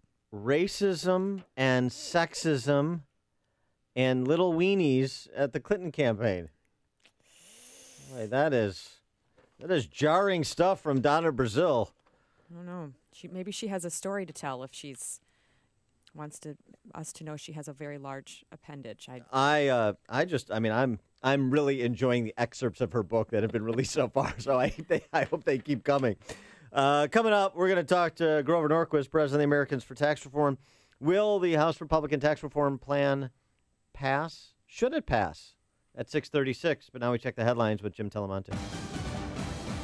Thank you, Dan. Thanks, Kristen. Good morning. It's 36 degrees in Chicago, 631 and AM 560. The Answer. We'll see a partly sunny day with a high of 46. For Mike Scott, I'm David Stewart. Investigators believe a South Texas church was purposely targeted by a gunman angry at his mother-in-law.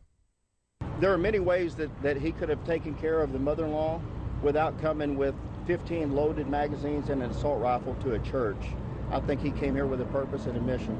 Texas Department of Public Safety Commander Freeman Martin said Devin Kelly killed 26 people inside the First Baptist Church of Sutherland Springs before being shot by a civilian and later killing himself. President Trump said today in South Korea, extreme vetting for gun sales could have made things worse during the Texas mass shooting. You might not have had that very brave person who happened to have a gun or a rifle in his truck go out and shoot him and hit him and neutralize him. And the president again cited the dated notion that Chicago is an example of how strong gun laws do not prevent violence. Chicago Alderman Anthony Beal said a city-sponsored study of crime and ride-hailing services did not go far enough because it sidestepped the issue of whether Uber and Lyft drivers should be fingerprinted. Beal was persuaded to hold off on that requirement last year until the study by UIC was done. The study finds that ride-sharing drivers get red lights and speeding tickets at a slightly higher pace than taxicab drivers who are required to be fingerprinted. The top Republican in the Illinois House wants to create a hotline for sexual harassment reports. House Minority Leader Jim Durkin yesterday said he wants a hotline to provide information, support, and a safe outlet for anyone who's a victim of harassment. Meanwhile, Governor Rauner applauds the move of the General Assembly to fill the long empty slot of Legislative Inspector General. They haven't even had a Legislative Inspector General, even though that we've recommended they do. So now they're finally taking action. I applaud that. Now we need to be aggressive about this. While that post was unfilled for years, some 24 sexual harassment complaints against lawmakers piled up. In sports, Bulls are in Toronto to face the Raptors tonight, and the Cubs have made qualifying offers for pitchers Jake Arrieta and Wade Davis, but they do not expect to retain them. The news is a service of Staples. Staples helps you promote your business with print materials like presentations, brochures, postcards, and promotional products designed to impress clients. And now save 20% off print and marketing service orders of $50 or more. Staples is pro time. Exclusions apply. Ends December 2nd. AM 560 News Time, 6:34. Traffic in 2 minutes on AM 560, The Answer. Quote, buy and save on home insurance with Progressive's new Home Quote Explorer. Only at Progressive.com. I'm Jay Farner from Quicken Loans. The rate today on a 30-year fixed-rate mortgage is 3.875%, APR 4.05%. But choosing the right mortgage lender involves so much more than just a rate. Only Quicken Loans has earned 11 J.D. Power Awards. No other lender comes close to that level of client satisfaction. And we invented Rocket Mortgage. It gives our clients a simpler, hassle-free way to get a mortgage completely online in minutes. No one else has anything like it. And our people. Each one of our 17,000-plus team members throughout Detroit, Cleveland, and Phoenix provides absolute client satisfaction each and every day. So why would you go anywhere else to get your mortgage? Go to America's #1 online lender. Call Quicken Loans today at 800-QUICKEN or go to rocketmortgage.com for the best mortgage experience on earth. That's 800-QUICKEN. Call for cost information and conditions. Equal housing lender licensed in all 50 states. NMLSconsumeraccess.org number 3030. You've heard of living trusts and how they can help protect your assets, but you may not know if a living trust is right for you. Or maybe you have questions about creating your own living trust. The fact is, almost everyone can benefit from a living trust, which can protect your assets from the court system and your loved ones from unnecessary expense and inconvenience. Learn more at a free seminar Thursday, November 9th. Estate planning attorney Robert Zapolis will explain how to create your own living trust, estate planning under the new tax laws, why a will does not avoid probate, and more. Have your estate planning and living trust questions answered absolutely free. Don't miss this important seminar Thursday, November 9th at 6:30 p.m. at Papa Joe's Restaurant, 145th and LaGrange Road in Orland Park. The seminar is free and a complimentary dinner is served, but you must make a reservation now. Call 708-478-1400. Call 708-478-1400. Again, 708-478-1400. At 6:36 from the Alarm Detection Systems Traffic Center, here's Jim Talamonte. Thanks, David. On the north side of Chicago, CTA Purple Line trains are stopped at Wilson. There's police activity there. No word on if this is affecting the red line. No indication that it is, but we're told that you have some delays on the Purple Line due to this situation. Villa Park was crashed. Busy intersection of 83 and St. Charles. Eden's 29 minutes. Lake Cook to Montrose outbound 21. Heavy on the eastbound spur starting at Waukegan Road. Kennedy 34 minutes. O'Hare to downtown outbound 35. It's heavy on westbound 190 as well from River Road to the Tri-State. Von Eisenhower jammed. Wolf to before Des Plaines Avenue after a crash. 61 minutes. 390 to downtown outbound 45. Stevenson 43 minutes. 355 to Lakeshore Drive outbound 35. Ryan, 30 minutes, 95th to downtown, northbound Tri-State heavy, Southwest Highway to the Hinsdale Oasis, and from the Reagan-Tillway to North Avenue. Traffic, service of Firestone Complete Auto Care. At Firestone Complete Auto Care, they've been putting tires on cars since 1926. They know when the road gets rough, you need a set of tires that can get tough. Get $60 on a Firestone Visa prepaid card by mail when you purchase a set of 4 eligible Firestone tires. Whatever you drive a Firestone. Traffic answers when you need them most. I'm Jim Talamonte on AM 560 The Answer. More of Chicago's Morning Answer next, but now the forecast. Chilly today, partly sunny with a high of 46. Clear and cold tonight, low 28. Tomorrow, sunny, but continued chilly with a high of only 47. Right now, it's 36 degrees at O'Hare. Next news, 7 o'clock. Continuous coverage of the latest news, traffic, and weather at 560theanswer.com. Now, more of Chicago's Morning Answer on AM 560, The Answer. This hourly segment is sponsored by Wine Time Radio. Every Saturday at 10 p.m. on AM 560. Explore the wonderful world of wine with hosts James Crooker and Rob Lehner. More of Chicago's Morning Answer with Dan and Amy comes your way now. And make sure to join me, Larry Elder, tonight at 7, only on AM 560, The Answer. Good morning, Dan and Amy. Had a big celebration on Thursday when House Republicans unveiled their tax plan. And then the reviews started coming in, as well as the prognostications about its possibility of passing both the House and Senate in the form in which it was introduced, or something substantially similar to that. And some of the enthusiasm is dampened. I don't know if it's dampened for Grover Norquist, though. I mean, he was positively effusive in his piece in FoxNews.com. Republican tax bill is an amazingly powerful job creation measure. And he focuses on the doubling of the standard deduction, the rate cuts, the abolishment of the estate tax, the alternative minimum tax, and, of course, the reductions in the corporate tax, as well as pass-through income for owner-operators of businesses. For more on this topic, we're pleased to be joined by the aforesaid president of Americans for Tax Reform, Grover Norquist. Grover, thanks for joining us. Appreciate it. Absolutely. Good to be with you. So are you still as enthusiastic as you were last week? Because, say, for example, Ron Johnson, not so enthusiastic about 25% rate for pass-through income, and others are suggesting that, including Jimmy Pethokoukis we had on the show yesterday, that this is about $1 trillion more than they have created space for, and so there are going to have to be substantial gives that will reduce the growth prospects of any plan that's passed. Yeah, I think we're in very good shape. The House is committed to getting this done. It should be out of committee in this week. The committee will have certain amendments because, when you write a bill that has this many moving parts, you always find something that you could do in a little bit of a better way. I don't expect any votes on the floor of the House. The House will present the bill. It will pass. It'll have strong support. There'll be one or two people. Look, you can always get on TV if you're the Republican who's against the tax cut, okay? Because that makes you that makes you a maverick. And so even the guys who are going to vote for the bill, it is wise for them to say, in a bill, there are 100 things in any of these bills that I could do that better if there was room for larger tax cuts. There is a limit to how much we're able to cut taxes in this bill, largely put there by senators, and we have to live within that box at present. And so I think there are a couple of things. One, taking the corporate rate down from 35 to 20 is something that we should have done about 20 years ago. The rest of the world saw us take our rate from 50 to 34, and they said, that's awfully important. And they started moving their rates down.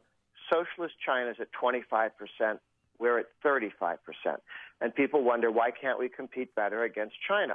Because our government damages our businesses and our jobs with its stupid tax policy.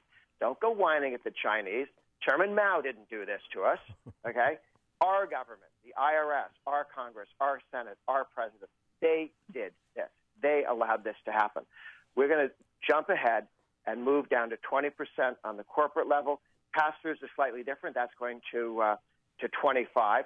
For pass-throughs, half of the businesses half of the people in this country work for a pass-through, half work for a corporation. Pass-throughs include self-employed people, people who work in partnerships, people who pay their business taxes through their personal income tax. Mm-hmm. And because the Democrats have spent the last X number of decades saying, let's really screw the top 1% and that they should have to pay, 2/3, maybe 3/4 of the people who are paying that highest rate are, in fact, businesses, not individuals, being NFL stars or something. They're on the top rate, but businesses that may have several people on salary, and they look like they're a rich person, but they're an ongoing business. So the effort is to bring that rate down to 25 from as high as 44 right now for individuals. The government, the IRS, our tax law particularly damages small businesses, self-employed people, and the people who did it are the liberal Democrat senators and congressmen who are going, we're taxing the Kennedy kids. No, you're not. You're actually taxing, in most cases, people who are working very hard on Saturdays, unlike you in Congress, to make additional money and hire people. So that tax has been very damaging to smaller businesses. But broadly speaking, some of the mavericks that might pop up on some of these weekend TV shows, this is not paid for. And do you dispute some of the numbers that it's going to increase the federal deficit by $693 billion during this fiscal year and $2 trillion to the national debt over the next decade? And are those legitimate reasons to vote no or keep working on amending the bill so that those numbers aren't so jarring? Well, two things. When people say that it'll increase the deficit, they are looking at static models that we know are incorrect. We know that when you cut marginal tax rates, people save more, invest more, and revenues go up. It's not a dollar for dollar. You don't cut $1 and you get $1. Although in 2003, when we cut the capital gains tax and the dividend tax, over the next 4 years, we actually raised more tax dollars than we had expected to before the tax cut. So if somebody says tax cuts never pay for themselves, actually the last tax cut we had more than paid for itself. It brought in more money than we would have had without the tax cut. But Grover, on that point of scoring, and Paul Ryan makes this point too, it's right. Static modeling is bad modeling, but per the strictures that they're under, they can't dynamically score this. They have to abide by static modeling for the purposes of getting this past the Senate rules that have been implemented, right? That's sort of true. They have promised to do dynamic modeling, and they've given us some. But the Joint Tax Committee cannot work fast enough. So if you're moving 20 dials at once and you go to Joint Tax and say, what does this do? They say, we'll see you in a month. Well, you can't make policy that way because Joint Tax can't do this quick enough. If they had a model and you just plug the numbers in, it would work. But they don't. They have a series of assumptions they think up and that they make up, frankly. It's not a computer model. So they can't do this fast enough. Therefore, what they agreed to with the Senate, House and Senate said, we believe that this will generate at least $1.5 trillion over a decade in higher revenue. If you increased growth from 2% a year to 3% a year for a decade, it would increase revenue by $2.6 trillion. So that's a very, very low estimate on how much growth you'll get. Reagan went from 2% growth to 4% growth for the 7-8 years after his tax cut took effect. So there's a very significant growth you got from the Reagan tax cuts increase. In today's dollars, that would have added more than $5 trillion to the national treasury from growth alone. How there was a Politico story the other day about the quote-unquote hidden 46% tax bracket, an extra 6 percentage point tax on the next $200,000 that millionaires make that effectively creates that new rate that people worried about, 45.6% bracket. Is that a legitimate criticism of the plan? Sure. If you make between $1 million and $1.2 million, when you hit the million, they remove some of the deductions that you had going up. That you or I would take those deductions, but if you made $1 million, you would then lose those deductions. This was done because they needed the revenue and they needed to make things right. Do I wish they weren't? It does have this effect on marginal tax rates. It's not a legal change in the marginal rate, but it's an effective change in the marginal rate. This happens and has been going on for 50 years. They do this all the time. We get rid of a bunch of that from the past, but in this case, it's there. Over time, I think that it'll be capable of phasing that out. It's not a reason for voting no. I wish we had more room for actual tax reduction in this package, but given the room that we have, this will generate significant growth.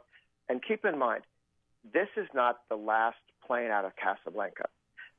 This is a tax cut, and there will be a tax cut every year that you have a Republican House and Senate and a president.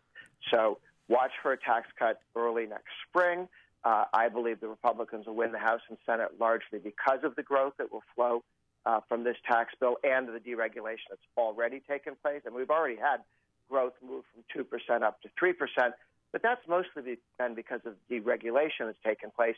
The tax cut hasn't hit yet. Can you give us the tax cuts effect? Can you give us kind of bird's eye view with a Republican administration, House and Senate? It's great we're talking about growth. Have you been satisfied with spending cuts? If in fact this growth comes to fruition and more money is flowing into the Treasury, is there a concern that there will just be more spending? What have you seen from this administration in terms of cuts that are satisfying? Well, the most important changes we can make are to reform entitlements so they cost less. That's where the money is in the budget. It's not even in the Defense Department anymore. It used to be. But we need reforms. We need reforms in the Pentagon, too. My brother is the comptroller over there. They're auditing the Pentagon for the first time ever this year, long overdue. But they need different reforms. Entitlement reforms are very important. And next year is when the Republicans, the budget, when they do reconciliation, it'll be focused on reforming the various welfare programs, as we did with Bill Clinton. Remember, he signed the reform of aid to families with dependent children, welfare. But during the Obama years, they poked huge holes in that, the work requirement, the time limits involved. And so we're going to go back and do reform on Medicaid, food stamps, welfare programs, and let states have more flexibility while requiring that people have serious work requirements. If you're an able-bodied person, you are expected to work, not just get a check. If you can't get out of bed, that's one thing. But if you're able-bodied and capable of working, you will be working if you're going to get a temporary assistance. And there'll be a term limit on it. You can't do this for 40 years. And you can't do it for 3 generations. You can do it for a couple of years, and then you're expected to get on your feet. So those reforms will significantly bend down the cost curve on welfare.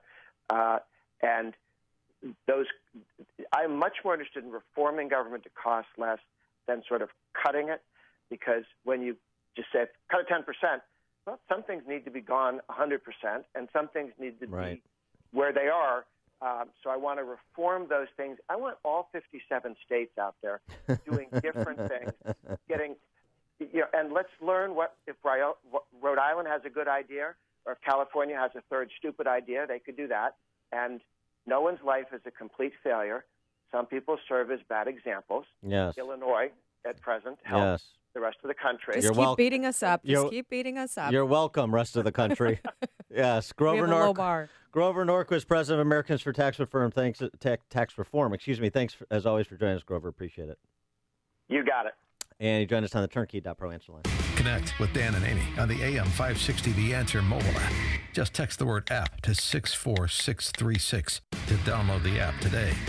I'm Lou Dobbs. Democrats and Republicans fighting it out over President Trump's tax proposal, and Congress says Commerce Secretary Wilbur Ross did nothing wrong. Those stories next. Are you being intimidated by the IRS? Rapid Resolution Tax Group is a team of tax attorneys, enrolled agents, and tax professionals who've helped thousands of people with problems just like yours, and they promise not to let the IRS intimidate you. If you are an individual or business who owes at least $10,000 to the IRS, you can turn to them for help. Has your bank account been levied? Do you have years of unfiled tax returns? Let Rapid Resolution Tax Group intervene for you. They're accredited with and A+ rated by the Better Business Bureau, and they guarantee same-day contact with the IRS. If you qualify, Rapid Resolution Tax Group can work towards settling your tax debt for less, removing penalties and fees, and stopping levies and garnishments. Call the professionals at Rapid Resolution Tax Group at 800-601-2929. That's 800-601-2929. As President Trump continues his Asian tour back home, partisan wrangling goes on over the new Republican tax overhaul. Democrats raising objections over the new cuts. Republicans counter that their plan will bring substantial tax relief to the middle class, spurring economic growth. Economic reports due out today include updates on chain store discount sales and the Labor Department's new report on job openings and costs to employers. Commerce Secretary Wilbur Ross, the subject of selective new leaks, says he hasn't been hiding anything about his holdings in an energy company with ties to relatives of Vladimir Putin.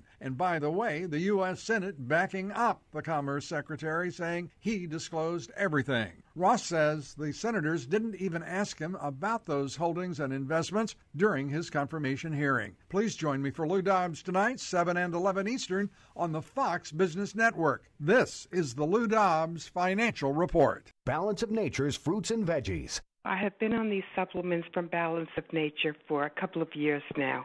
And prior to that, I used other supplements. They did nothing for me. This has been absolutely wonderful. I have never felt so good, and I have felt so much better health-wise. My cholesterol's down. All my numbers are down, and it's been great. So I highly recommend Balance of Nature. What are you waiting for? Good health is only a phone call away. Don't miss your opportunity to get a free month's supply of Balance of Nature. Call 1-800-2468-751.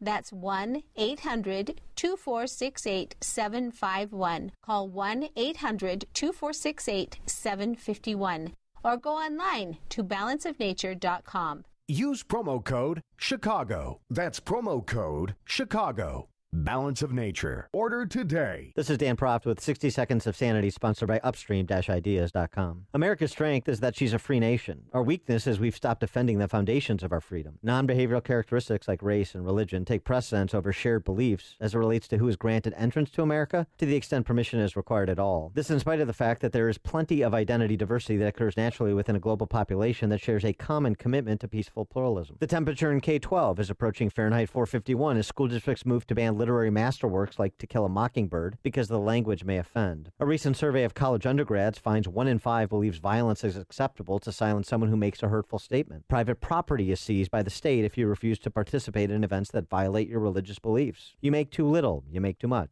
You don't pay enough. You didn't build that. You need not apply. You must check your privilege. You must use these pronouns. You can't use those words. As Thomas Paine wrote, what we obtain too cheap, we esteem too lightly. It is dearness only that gives everything its value. If we continue to acquiesce to those who would cheapen our freedoms, we will all pay dearly. Message and data rates may apply. Sick of hair loss, thinning hair, bald spots? Ever thought about hair restoration? It's a life-changing decision. Thankfully, the first step is incredibly easy and absolutely free because Bosley, America's #1 hair restoration expert, is giving away an absolutely free information kit that reveals just how easy and affordable their permanent solution to hair loss really is. Get yours by texting WOW to 85850.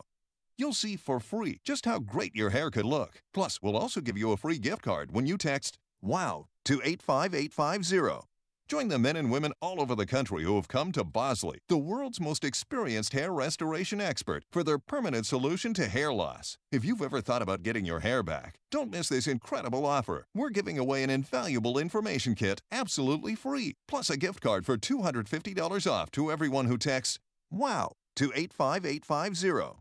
That's WOW to 85850. The IRS doesn't mess around. They can take your paycheck and bank accounts too, even threaten your home or business. If you owe back taxes, call Optima Tax Relief. Optima has access to a special IRS program called the Fresh Start Initiative, and their clients that qualify are saving thousands, even tens of thousands. Optima is A-rated with the Better Business Bureau. Don't delay. Call now for your free consultation. Call 800-364-9188. 800-364-9188.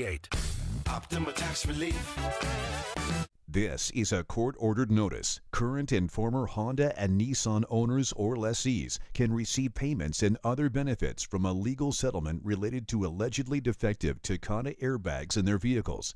To see if your vehicle is included and to file a claim, go to autoairbagsettlement.com or call 1-888-735-5596. That's autoairbagsettlement.com or 1-888-735-5596.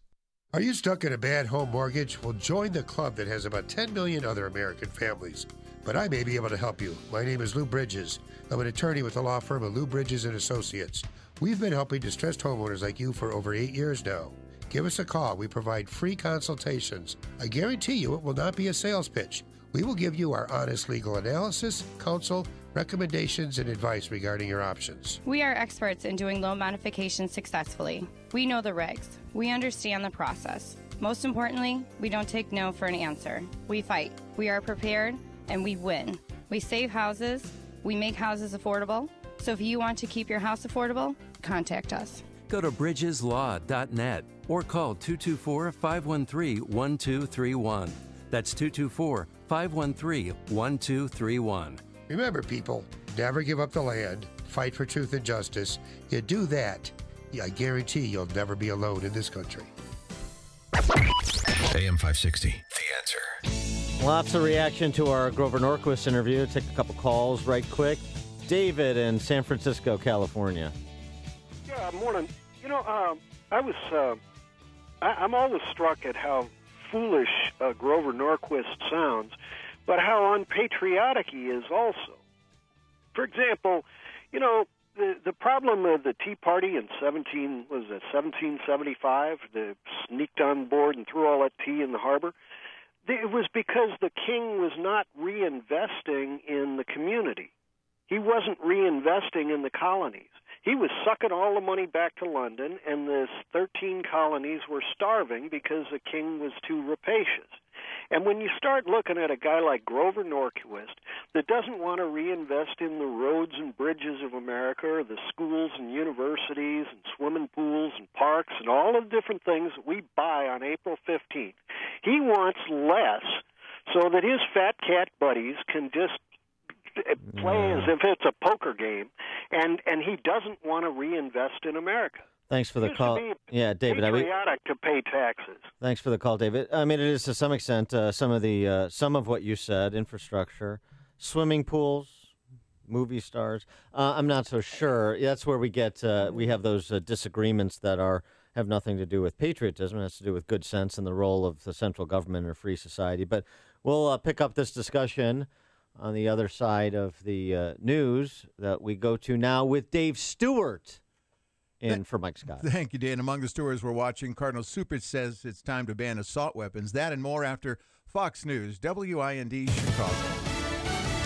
He's urging North Korea's leader to make a deal. I'm Dave Anthony, Fox News. President Trump in South Korea wanting to find a way to end the nuclear threat without our military. We hope to God we never have to use. The president again also addressed the gun issue. Fox's John Decker live in Seoul, South Korea. President Trump said there would have been no difference in the mass shooting in Texas if a more extreme vetting policy for gun ownership had been in place. He also claimed stricter gun laws would have prevented the hero neighbor from engaging the gunman. If he didn't have a gun, instead of having 26 dead, he would have had hundreds more dead. So that's the way I feel about it. And are you not going to help? The president said yesterday that the Texas church shooting was caused by a mental health problem and was not a domestic gun laws issue. Dave? Now, John, that neighbor who shot the gunman then chased him until Devin Kelly killed himself insists to ABC. I'm no hero. I am not. Stephen Williford wishes he got there sooner. Democrats are calling for stricter gun laws, and the Air Force is probing why Devin Kelly's convictions for domestic violence weren't in the database to prevent him from buying guns. 3 kids remain among the 15 injured in the shooting spree, still hospitalized. Fox's Evan Brown live near the Sutherland Springs scene. Yeah, Dave, the people who live here will tell you their small rural town isn't unique. It's not Manhattan or Vegas or Orlando or even Charleston, South Carolina. Then all of a sudden you start hearing we lost 26 people. It's just, you can't believe it happens in small town America. Doug John lives one town over in Lavernia. Sutherland Springs has been getting lots of visits from neighboring towns or even former residents who come by and leave roses on street corners near the church. The names of the 26 killed are to be made public today, Dave. Yeah, but it's election day. Every vote is going to count today. I hope my supporters get out and vote. Republican Ed Gillespie just cast his ballot to close Virginia governor's race against Democrat Ralph Northam. Fox News, fair and balanced. Good morning. It's 36 degrees in Chicago at 7:02 on AM 560. The Answer. For Mike Scott, I'm David Stewart.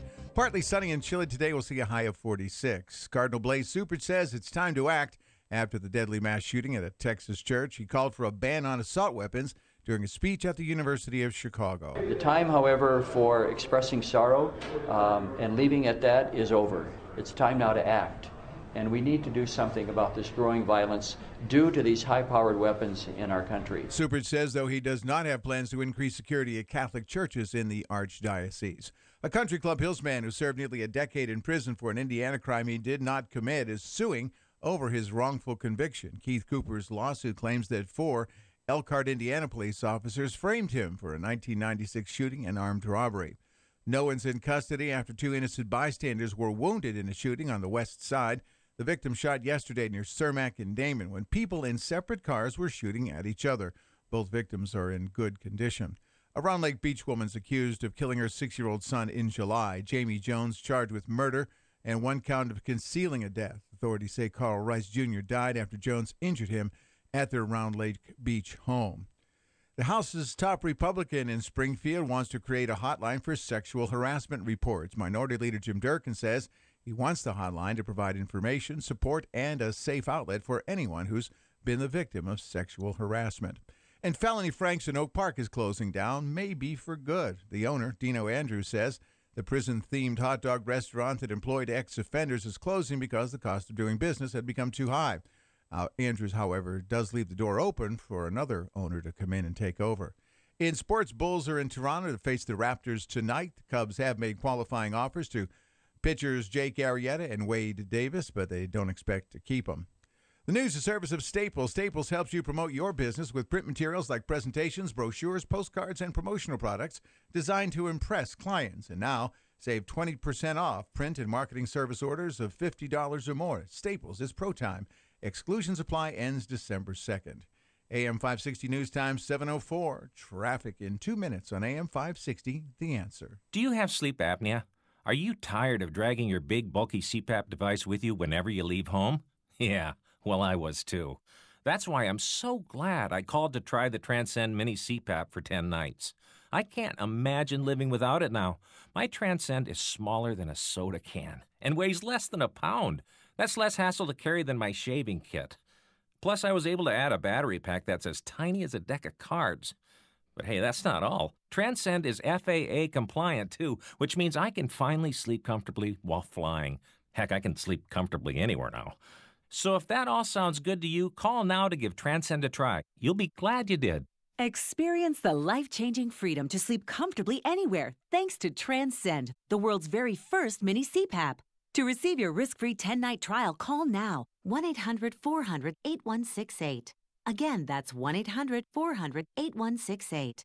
1-800-400-8168. I'm Jay Farner from Quicken Loans. The rate today on a 30-year fixed-rate mortgage is 3.875%, APR 4.05%. But choosing the right mortgage lender means choosing more than just a rate. Does calling the company with 11 J.D. Power Awards for client service matter? Does calling the company that invented Rocket Mortgage, the industry's most innovative technology, matter? If working with America's #1 online lender matters to you, call Quicken Loans today at 800-QUICKEN or go to rocketmortgage.com. Equal housing lender, NMLS number 3030. Home isn't just a place, it's a feeling. Whether you're at home, your business, or online, ADT helps keep you safe. With security systems, home automation, alarms, and surveillance, so you can feel at home wherever you are. Go to ADT.com to get that feeling. ADT, home, safe home.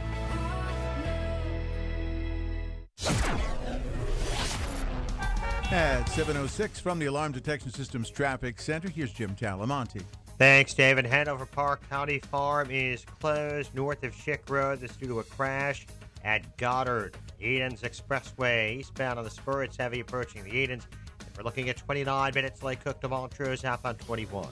Kennedy, 41 minutes. O'Hare to downtown. It's 18 from Montrose, 11 on the Express. Outbound 49 minutes to the airport. The Eisenhower, 58 minutes, 390. Burn Circle, 42 from Mannheim. Outbound 47 to 390. Northbound I-55, heavy, 126 to 53 with a crash on the right side. And it's 58 minutes, 355 to Lakeshore Drive, outbound 46. Ryan, 30 minutes, 95th to downtown. Southbound Tri-State, heavy, 137 to 176. Northbound delays, Division 4 to before the Thornton Quarry crash to the left side. Then Harlem most of the way to 31st. And from the Reagan toll to North Avenue, Veterans Memorial delays. From the Spring Creek toll to Archer with its crash on the right shoulder. Then from the Boughton toll most of the way to Roosevelt. Then from the Army Trail toll to 290. Traffic answers when you need them most. I'm Jim Talamonte, AM 560, The Answer. More of Chicago's Morning Answer comes your way next, but now the forecast with meteorologist Kevin Snyder. A blend of clouds and sun today, high 46, clear night low 28, sunshine tomorrow, high 47, and a mainly clear night low 34. Partial sunshine for Thursday, becoming even colder, breezy for the afternoon, high 42. I'm Kevin Snyder on AM 560, The Answer. Lakefront 43 degrees, it's 42 at Midway, 36 at O'Hare. Next news, 7:30. And get continuous coverage of the latest news, traffic, and weather at 560theanswer.com. Chicago's Morning Answer continues now on AM 560, The Answer. This hourly segment is brought to you by Fly By Night with your host, comedian, and entertainer extraordinaire, Ken Severa. Saturdays at midnight on AM 560, The Answer. This is Chicago's Morning Answer with Dan Proft and Amy Jacobson on AM 560, The Answer.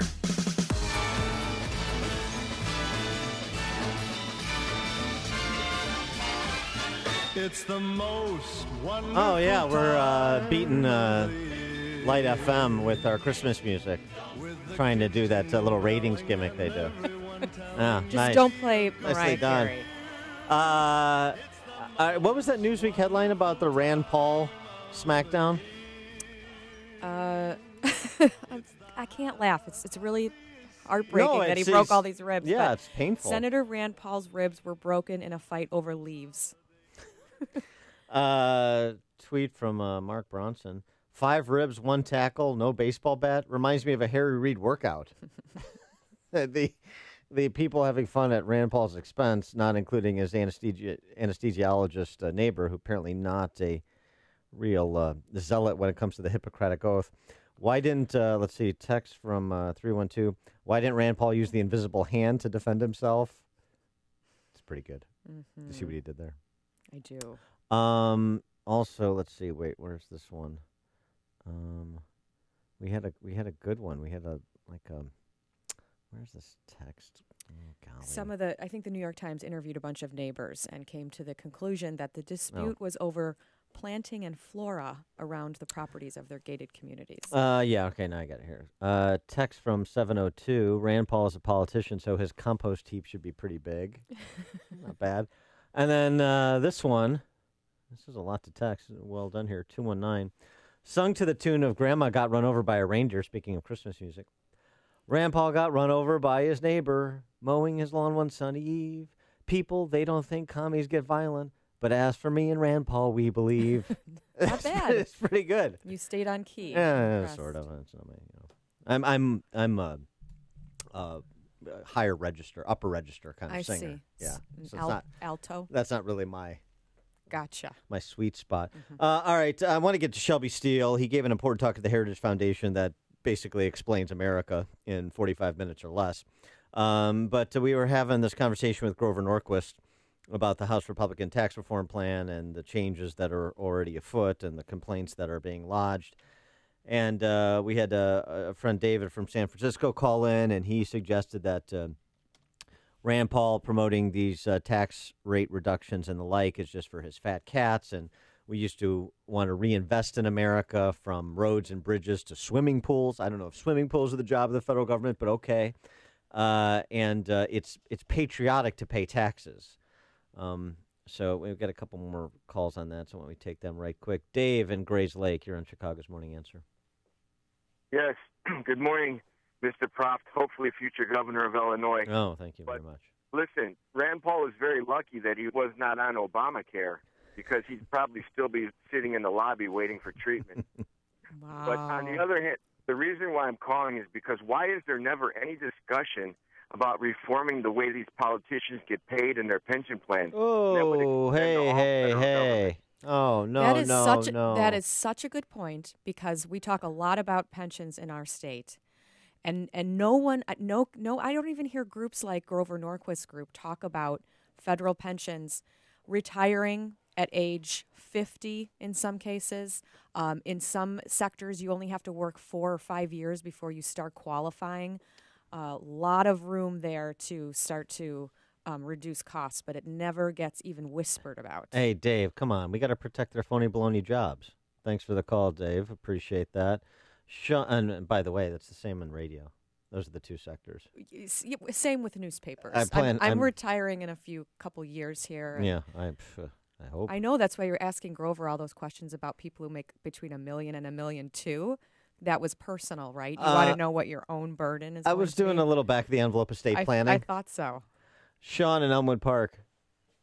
I want to talk about that idiot in San Francisco who thinks the Tea Party is because we were mad at infrastructure investing. This moron from San Francisco. I mean, how stupid do you have to be to peddle that nonsense? Yeah, that's what we were mad at. Roads and bridges. They're all in on this scam. And this guy's not really mad at Grover Norquist. It's because he stole his vest from the manhole in San Francisco. That's why he's upset with Grover. And Grover is out peddling the same Obama progressive, let's penalize the rich. Because like that guy in San Francisco, they just need to be more patriotic. The same social engineering of the phony redistribution when it's about the seizure of your money and them getting to spend it. There's nothing to do with classes and tweaking the other. But what they learned, like that idiot in San Francisco, is if you bribe a large part of your society, they'll cheer to seize the property of a smaller part. It's called mobocracy. And with morons peddling their nonsense, like their old little Fraser Thomas reading you a story, rewriting history to sell you nonsense. Thanks San Francisco, flush the whole state. Thanks for the call, Sean. We do that again as a public service so that Sean treats other people throughout the rest of his day better than he treats us or the other callers. I think he has his broader point, though, which I do think gets lost in it. We're talking about the estate tax and the different brackets. We never talk about sort of the sacred relationship of government taking your money and the differences between how the two parties view that. And the caller from San Francisco, it's patriotic to pay taxes. To others, it should be a sacred relationship. My money should be respected and spent wisely, and very, very different philosophical positions when we talk about tax reform. Well, that's right, and of course, I'm sure even Dave in San Francisco would say, well, it's patriotic to a point, right? I mean, he's not volunteering to fork over 100% of his income. So it's patriotic to a point, and then we disagree. We have arguments about the point. Sure, but you think a millionaire should have to fork over nearly half I mean, that Right. to me, that's an insanity. And the class warfare that gets woven into tax reform discussions, we don't really talk about that either. But it's very prevalent. And when, frankly, the bottom half income earners effectively don't pay federal income tax. Sure. Mm-hmm. So, I mean, that's part of the discussion, too. All right, let's take a cleansing breath, as we always have to do after Sean's cathartic call, and we'll come back with Shelby Steele. You're listening to Chicago's Morning Answer with Dan Proft and Amy Jacobson on AM 560. The Answer. Your forecast today. Can I just say cold? It's going to be cold today. It's going to be cold tonight.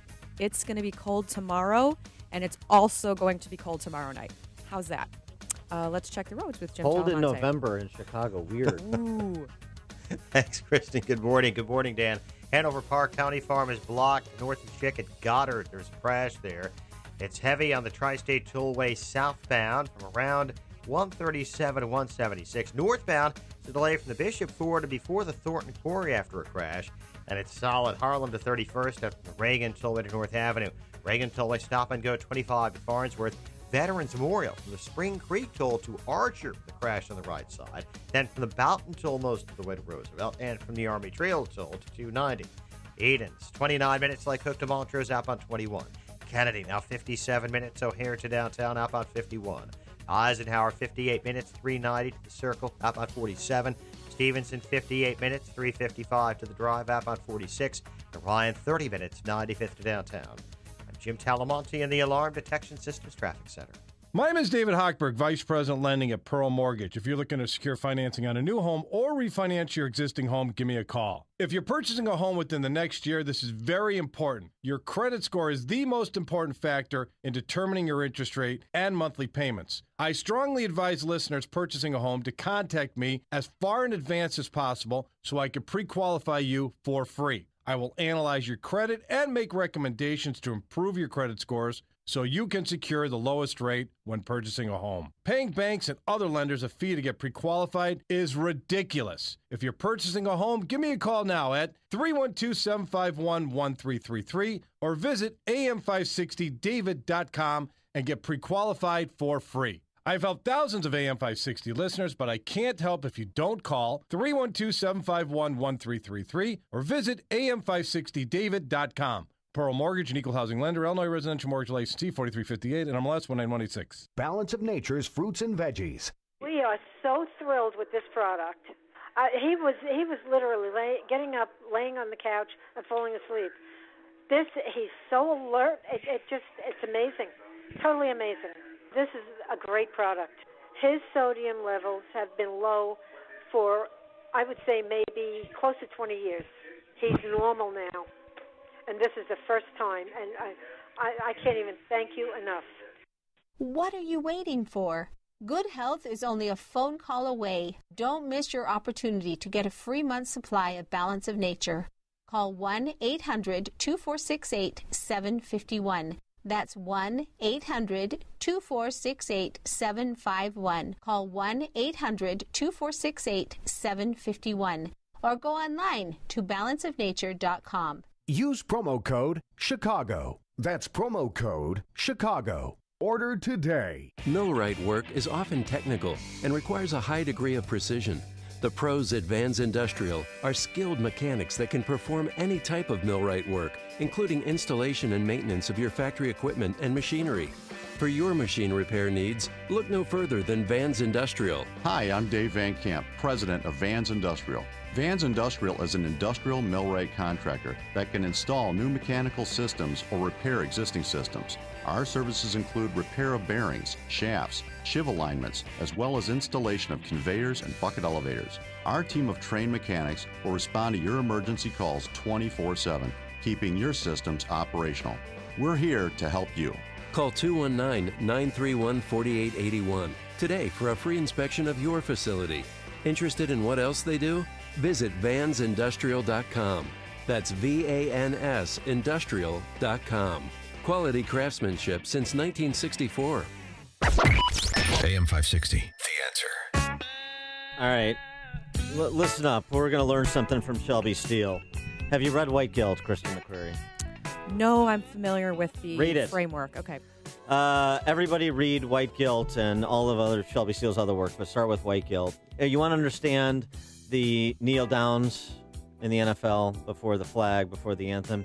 You want to understand Draymond Green's comment about not using the word owner to describe NBA owners because it has a slave connotation. You want to understand how gun owners are vilified in this America. Why? You want to understand modern liberalism. Shelby Steele gave a 45-minute talk at the Heritage Foundation the other day, which is excellent because he's one of the most important deep thinkers in this country. And, of course, he's underappreciated because he's African-American conservative. But he wasn't always. I mean, he's a 70-year-old man. He grew up during Jim Crow.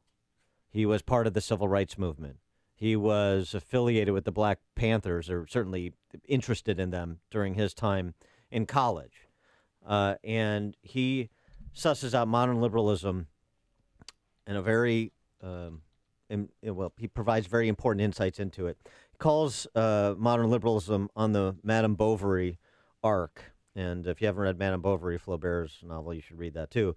Here's him describing what he's talking about. Madame Bovary, on the other hand, feels that she is better than this, and that she, in that sense, puts herself above her fate, which is to live in this sort of ordinary world, and she begins to sort of project idealisms onto the world, visions of a perfect love, a perfect romance, high life in Paris, hotels, lavish dinners, beautiful clothes, and so forth.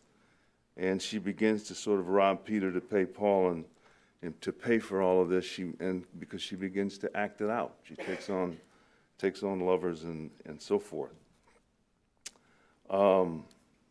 Then, of course, the house of cards finally collapses, and she can no longer borrow from Peter to pay Paul. Her lovers reject her, see her as a nuisance. She comes home one night, takes a handful of arsenic, and administers it to herself, and dies a rather wretched death. Sorry for the spoiler alert there if you were going to read Madame Bovary, but you get the arc. Empty idealisms pursued without foundation, and ultimately they're discovered to be just that, empty and fleeting and not connected to reality. And that ordinary life that she left, that was filled with responsibility and commitment, is the life that actually provides real value and is tethered to something important. So Steele describing America's Madame Bovary fall. I believe that this liberalism was born of a profoundly transformative moral fall that occurred in America in the 1960s, that America endured. From a vision of itself as a great and fair nation, there was a fall to a certain knowledge of its dark underside. So the key idea, the new idea that came out of the 60s, is that America is fundamentally evil. And this is what informs modern liberalism. All of this dissent gave birth to what I think is a brand new idea that had not been a part of American life and culture before this time.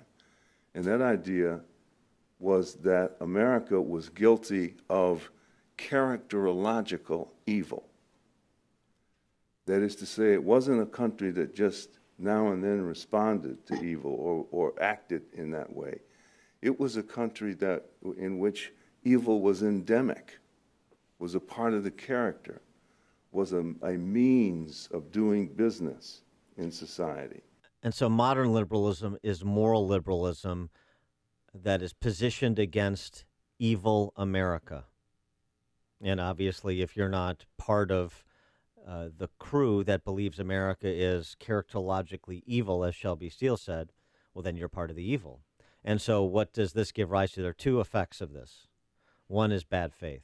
American evil, in that sense, makes also a virtue out of bad faith. If America is evil, it is virtuous to have bad faith and to be suspicious and cynical and mistrustful of American authority, of America's moral legitimacy. And the second consequence is exactly where he was leading, the loss of any moral authority, the elimination of moral authority. The second effect is a profound loss of moral authority in America. You know, if you can think of, it's not complicated. You've heard it a million times. Here's the Founding Fathers writing some of the most glorious documents about human freedom ever written on a level, the biblical level, timeless, and many of them owned slaves. Many of them had relationships with slaves, had children with slaves. Jefferson, for example, who wrote, "All men are created equal." Well, the 60s fall made America accountable to this hypocrisy. And America began to lose the moral authority it needed to enforce its own best principles and values. And we have never, since that time, completely gained back the moral authority to ask difficult things of other Americans, of ourselves and of our fellow Americans. So the present fallenness, if you will, that Shelby Steele describes, is an obsession with past sins in America that can, that provide the basis to continue to characterize America as evil, and thus the modern liberal as virtuous.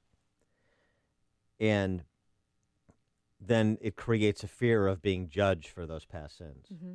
And that's what we see rampant throughout society. That's what all of what you're seeing, these are manifestations of precisely what Steele is talking about from the modern left, which is totalitarian. A concrete example of modern liberalism, Chicago. Shelby Steele grew up on the south side of Chicago. We saw it, I think, very tragically in Chicago recently. Last year in Chicago, 2016, over 4,000 people were shot with guns. Over 860 some were killed 1 year in 5 neighborhoods on the south side of Chicago, where I grew up. Now, when I grew up there, I never saw a gun.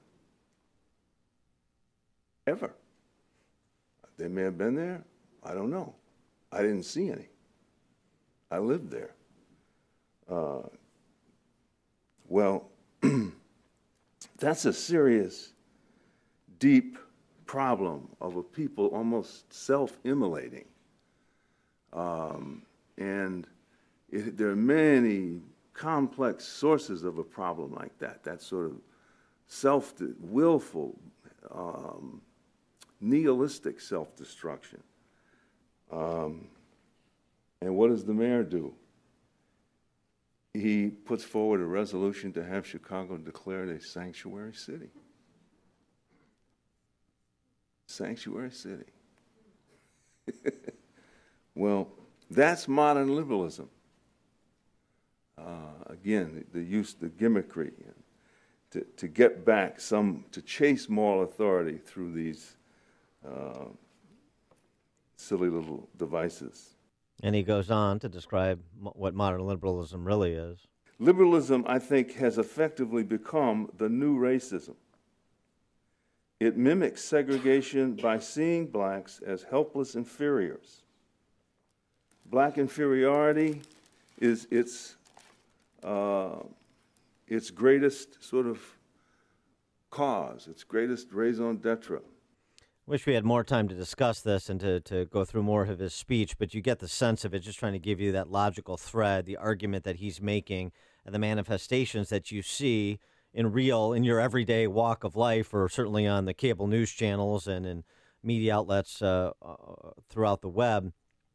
That this is the basis. This is the understanding of the effects that you see playing themselves out in all corners of American life today.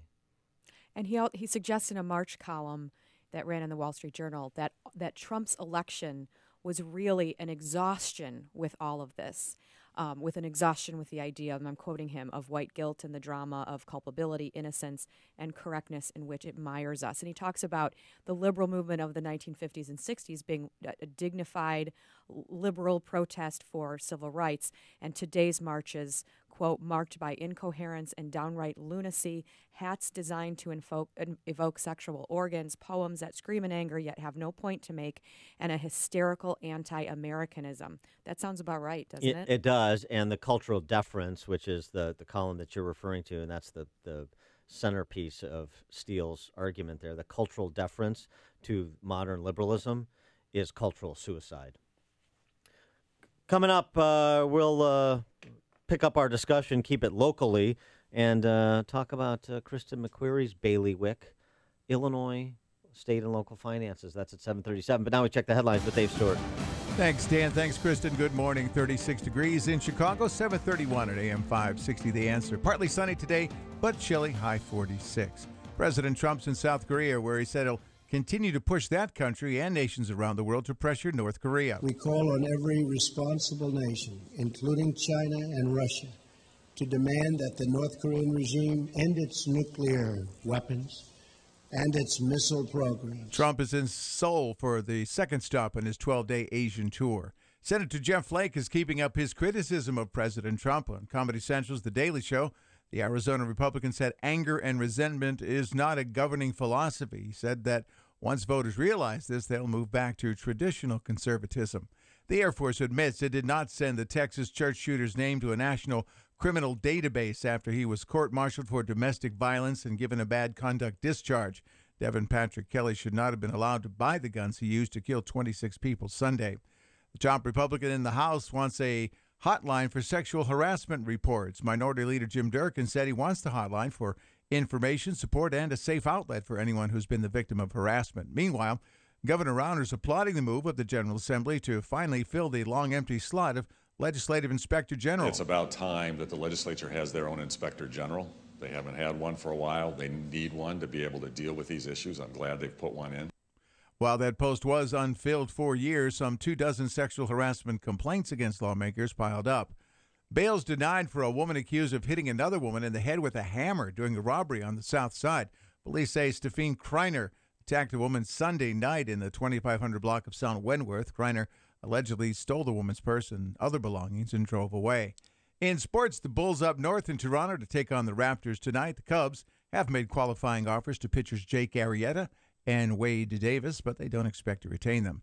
The news and service of Staples. Staples helps you promote your business with print materials like presentations, brochures, postcards, and promotional products designed to impress clients. Now save 20% off printed marketing service orders of $50 or more. Staples, it's pro time. Exclusions apply. The offer ends December 2nd.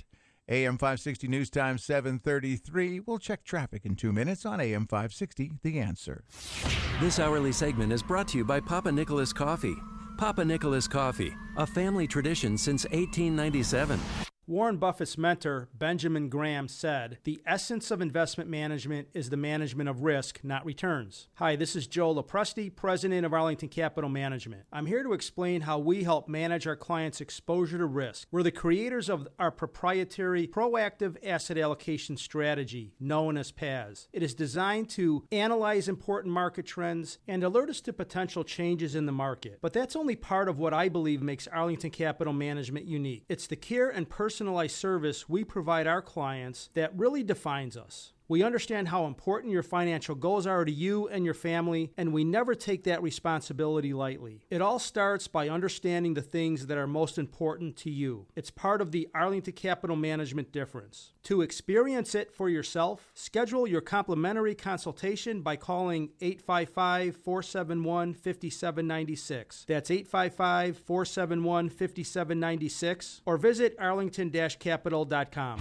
Signature Bank is Chicago's fastest growing independently owned business bank. It's a bank where relationships still matter. Signature Bank knows your name and your story. I'm Dan Proft, and I know this because Signature Bank is my business bank. I'm Chuck Spaveri, CEO of Spaveri's Custom Counters, a Chicagoland manufacturer of residential and commercial countertops. If there's a local commercial bank who knows how to get a deal done, it's Signature Bank. When my brother and I needed it, Signature Bank came through with a creative financing solution. That's because Signature Bank has experience working with companies like ours, a second-generation, family-owned and operated manufacturer. Our business matters to Signature Bank, and that comes through in every visit and every phone call with their team, right up to the bank's co-founders, Kevin, Mick, and Brian. Spaveri's is proud to bank with Signature Bank. Signature Bank is looking for their next success story. To learn more about turning your business vision into reality, visit signaturebank.bank. Signature Bank, helping local businesses succeed. Member FDIC, Equal Housing Lender. At 7:36 from the Alarm Detection Systems Traffic Center, here's Jim Talamonte. Thanks, David. Eden's inbound delay started 2E, 33 minutes. Lake Cook to Montrose, outbound 35. Kennedy, 57 minutes. O'Hare to downtown, outbound 51. The Eisenhower's 58 minutes from 390 to Bird Circle, outbound 47. Stevenson, 58 minutes. 355 to Lakeshore Drive, outbound 46. Bryan, 30 minutes, 95th to downtown. Outbound, it's 35. Got a jam, 71st to 95th. Two center lanes are blocked with a multi-vehicle crash, several cars, and a school bus. I-57, Bishop Ford, both 35 minutes from I-80 to the merge. Northbound Lakeshore Drive, jammed North Avenue to Irving Park with a crash, and southbound it's very heavy as well in that area from Bryn Mawr to Irving Park. Tri-State southbound heavy 21 to 176 at Irving Park to the O'Hare Oasis. Northbound 111th, 31st, Roosevelt to North Avenue, and 190 to Etoole. Traffic service of account tab. Business needs can change in an instant from increased workload like year-end projects to staff absences over the holidays. Account tabs can help by providing accounting and finance professionals on a temporary or project basis whenever and wherever you need them. Call today. Account tabs, the Robert Half Company. Traffic answers when you need them most. I'm Jim Talamonte on AM 560. The Answer. More of Chicago's Morning Answer next, but now the forecast. Partly sunny and chilly today, a high of 46. Tonight, clear skies, cold temperatures down to 28. Tomorrow, mostly sunny but chilly with a high of 47. Right now, 36 degrees at O'Hare. Next news, 8 o'clock. Continuous coverage of the latest news, traffic, and weather at 560theanswer.com. Now more of Chicago's Morning Answer on AM 560, The Answer. This hourly segment is brought to you by Empowered Investing, the show dedicated to investors. Heard Saturdays at noon right here on AM 560, The Answer. Let freedom ring this afternoon at 2 with Sean Hannity, right before Joe Walsh at 5 on AM 560, The Answer. Good morning, Dan, and in for Amy this morning, Kristen McQuarrie, she of the Chicago Tribune Ed Board, and Kristen, I wanted to give you the opportunity to compliment my speech at the City Club yesterday since you were in attendance. And I note here, funny, this you brought this in. I wonder if you're feeling a little inadequate. City Club of Chicago presents Kristen McQuarrie with an honorary one-year membership for her Public Policy Forum Luncheon Series remarks, which have contributed to making the City Club of Chicago the premier public affairs forum in the state of Illinois. Presented Tuesday, February 17, 2015. That's a one-year deal. I'm going to have to confiscate this as it's expired. That's just one of 20 or 20. Oh, I know. I just well, grabbed the. I'm still a member because I speak so regularly that the membership just kind of folds over year to year. Sure. I also brought my mug. No, I just wanted you to know that you're an esteemed company. Well, you're the grande dame of Chicago media. I mean, who am I? I'm just some conservative yokel talking on the radio. So I mean to be able to have rubber chicken with you and so meant John Cass, of course, and so many luminaries yesterday at the City Club was my distinct honor. Right, but you sat at the head table. Well, I mean, Ploy, back. Yeah. Keep off. Yeah. Well. Yes. So no, let's talk about your speech. Some by vice do rise, others by virtue fall. I believe that was Erasmus and Measure for Measure. Are you familiar with Shakespeare's works, Ms. McQuarrie? Not as intimately as you. All right, so give me the download, give me the critique. You were debating. You can, by the way, you can see my speech if you didn't live stream it yesterday, which you should have. City Club, go to the City Club Chicago website, and they post the videos. That should be posted by now, right? I'm sure it's crashing the website. I bet. Yeah. So you were... How many times can I view it? Jump you gotta those get numbers. Your numbers up. Exactly. So you were debating whether to have your theme be, if this is the state of government, this speech is not for you, or this is the state of government, this speech is for you. And you went with the latter, right? Yeah. Yeah. It was good. I almost thought you should have gone the not for you. Well, the point is, if you understand math, and if you connect dots, and if you marry inputs to outputs, and that's something that you think about when you think about, what are we getting for the money we're spending on K through 12 education, well, then you're kind of already in the camp of being reasonable and wanting this to be a kinder state.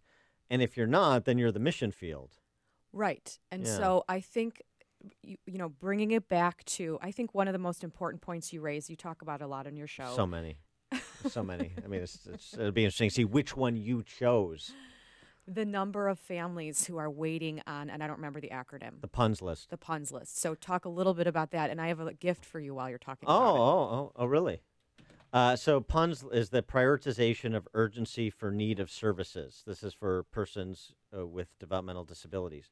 So urgent need of services was the part of that Orwellian acronym that I focused on. 24,000 Illinois families, and we talk about DD all the time, that community, developmental disability community, and how Illinois is so terrible at serving that community. We've become barbaric and unkind because we don't keep our promises to people that we all agree should be provided with state services that they need through no fault of their own. And all the politicians say this is what they're going to Springfield to do, and yet we're one of the worst in the nation in providing said services. That list is so long. I mean, it's longer than the Bears waiting list for season tickets. Many of the children with a disability and those families who are waiting for services from the state, their children term out. They become adults waiting for services they never received. That's how awful it is. And, oh, by the way, this is another reason why people are leaving this state. If you talk to families who have a family member with a developmental or intellectual disability, they will tell you, well, I know from other states, we talk, to other people, other families with a family member with similar challenges on their states. And, Wisconsin keeps their promises to these families. So we're going to go somewhere where the monies that are sent to state government are used for the services that are promised to be provided. And Illinois is not one of those places. And it's all happening on our watch. And we have taken this unreasonable position of running up $250 billion in debt and $16 billion in unpaid bills. Many of those unpaid bills owed to social service providers who do help persons with these challenges. And so we're unkind. And so my challenge is, borrowing from Chesterton, someone who has given into unreason is ready for unkindness. We're an unreasonable state. We take unreasonable positions that have to be enforced with unkindness. And is that who we are? The talk was the state of Illinois politics, and what's politics? People. It's the state of us. So let's do a little inventory of us. How are we doing in Illinois? Well, and I think what is important is people who aren't familiar with your viewpoints or conservative viewpoints view the treatment of people with developmental delays or social service programs that only the Democrats forward those programs. Only the Democrats are speaking up for the little guys. Thank goodness we have Democratic majorities, because the conservatives would come in and strip out all of those services. And it never gets talked about that because Democrats have so shoddily handled the state's finances, we can't pay for those services. And this didn't happen under the last 3 years of Bruce Rauner. These groups, autism treatment, kids with delays, people who are waiting for speech therapy, people who are waiting for an aide to come and give some relief to parents if they have a severely disabled child, that they are always at the bottom of the list when it comes time for budgeting in this state, with Democratic governors, with Democratic House, with Democratic Senate. And so I think you drove home the point that gets lost a lot in Springfield discussion, is that there is nothing liberal or helpful or kind about promising people services that you can't pay for. And that's what we do in this state. It's very sad. So I brought you a little present. Oh, thank you. I have a friend who runs several homes for adult disabled people in central Illinois, and they have a little store. It's called Pasta Alley. They provide, they teach these adults how to make pasta, and then they sell them online. So it's not perfect. You have to remember these are made by adults with delays. What, no tortellini? Take it. I'm handing it. That's linguine. Oh, nice. Here's some chicken noodle soup. Oh, all right. Here's some spaghetti sauce. Very nice. So this is one of my friends who has, Love it. she This and her is great. husband have a real soft spot for gluten-free. disabled adults. Oh, did I give you gluten-free? That's okay. That's fine. And I'll put some Cholula on it to spice it. And they provide a little job training. Obviously, they don't make any money on it. They do this just to help them learn a skill. Yeah, this is great. This is great. Well, so I'm on the board of Envision Unlimited in Chicago, which serves the DD and ID community too. And at our last board meeting, they had some of the clients. They did the same thing. They prepared a lunch, and then the chef and his team introduced, like, here's the potato soup that we made, and which was excellent, by the way. And here's the person that put together the lunch meat offerings, and here's the person who did this, and the person that did that. It's such a rewarding thing. And the thing that I said about it, because I don't have anybody with developmental disability in my family, so it's not so like personal, like it's familial, like it is for so many families. And I understand that's even more powerful. But it's a mirror test. I mean, I go back and say, we talk about the numbers, and obviously data doesn't move Chicagoans and many Illinoisans. Otherwise, we wouldn't have the worst governed major city in the country and the worst governed state in American history, as I said yesterday. So numbers don't matter. Okay, well, fine. Math doesn't matter until it's visited upon you, and it's coming. Go try and sell your house. Or in a few years, if you're a public sector pensioner, you may be facing a new reality. But it just doesn't move people. But there is this mirror test that's forced upon you if you are confronted with how we're treating other human beings that you say you have concern about. And, I don't like what's looking back at me in the mirror in this state. And I don't think anybody else should either. And so it's just a way to try and, I think, kind of wake people up to the human cost of terrible public policy, of disingenuous, if not preternaturally dishonest political leadership across both parties in this state and city of Chicago. Sure. And oh, by the way, the timing couldn't be any better. Yesterday, then right after the speech, I see on Cranes, Cook County governments owe $139 billion, up 30% in the past 6 years. That's Cook County government itself, or governments in Cook County? Local governments in Cook County. Okay. Because you think this is just, the city of Chicago and, the county of Cook and the state of Illinois. These are the governments that are circling the drain, and they are. But there's a contagion, particularly with respect to, for example, police and fire pensions at the municipal level all over this state, that is very real. And you have, and you have the political leaders in this state, House Republican leader, because I made the point, this is kind of a bipartisan criticism. The House Republican leader, Jim Durkin, he makes money encouraging local units of government to take on more debt. That's his law practice. And $139 billion in debt, up 30% in the past 6 years for local governments in Cook County. Who do you think pays off that debt? The debt fairy? No, you do. You do. Mm-hmm. And you're not going to be able to pay it back. And by the way, even as governments are making their now statutorily required, in some cases actuarially required pension payments, the liabilities in those funds are still increasing. Yeah, because you can't keep up. You can't keep up. City of Chicago, we're taxed to the max on CPS. The city has raised its property taxes, water and sewer fees, all of these different little lines of revenue to try to prop up these funds. The firefighters fund in particular has dropped in its funded liability amount, even as we are forking over all this money.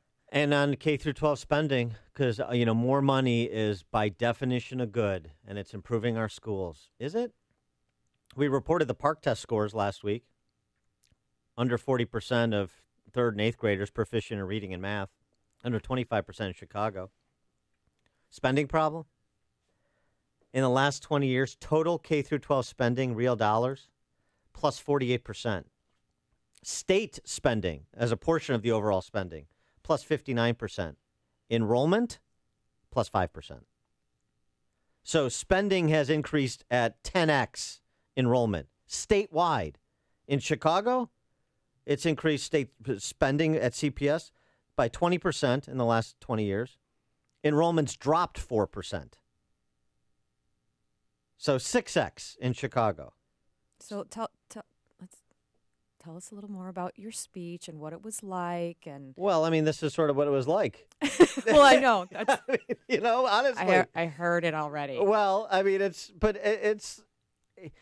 the lack. I mean, I don't know how another way to beat this drum. The complete disconnection between inputs and outputs is jarring. The people who are just blithely unaware, uninterested in what's happening to their home value, in what's happening to their school, and at what prices is stunning to me. And so, I mean, I just have my little platforms and the people who will listen to me prattle on. And so that's all, I guess that's all I can do in addition to, you know, raise money to help support candidates for legislative office and stuff. But I mean, honestly, what the hell? And I think the question needs to be put to people rather than just the dry recitation of data, since it's apparently not persuasive to many. Do you think you're a reasonable person? Ask your neighbor. Do you think you're a reasonable person? Do you think you're a kind person? Because you can't be one without, if you want to be the other. You can't be unreasonable and kind. Not in the public policy arena. I mean, really not in life. You can't. So and here's why you're not reasonable and thus you're not kind. And help people connect those dots because they're just not doing it. No, but they haven't for a very long time. So it's frustrating. I feel like what you talked about is what you talked about as a candidate for governor and what you talked about 4 years before that. And they're just, I don't know that we're breaking through that ceiling yet of just people being unaware of, like you're saying, connecting those dots. We have veto session starts again today in Springfield, where, you know, there is a possibility they're going to override on this right-to-work bill because there's a failure to see how poor economic policies have hurt job growth and have hurt families. And, you know, just to make a point, just to be in bed with the unions, just to give Governor Rauner the middle finger, it's possible that we will be removing this economic tool that every state around us has in place. And gee, why do you think we lose so many manufacturing jobs? Why do you think unions are growing stronger in our neighboring states? Because we have so much flight of families and businesses. But that's we're going to see this, you know, spell out over the next 3 days in the last week of veto session in Springfield. Well, on a happy note, thanks to the folks at Pasta Alley out of Decatur for their good work. So I'll have my butler cook this up for me. I was going to say, I know you have no idea to prepare it, but hopefully someone. I know you don't. I don't. But I'm sure someone around you can help you with that. And we can continue our discussion on this topic at the City Club now that I have a 1-year honorary membership too. Yeah, well, let's see if you can keep your appearances up. Be a fixture. Harry in Hawthorne Woods, you're on Chicago's Morning Answer. Good morning, guys. How you doing? Morning. Good morning. All right, I agree with all the stuff you're saying. The problem is nobody is, the politicians, a good percentage of whom are sociopaths, don't care. Okay, they don't care if they're presented with the facts. How do they get there? How do they get there? Yeah. How did they get there? Yeah. Or how do we get there? How did they get there? By being sociopaths, by being expert liars. Okay.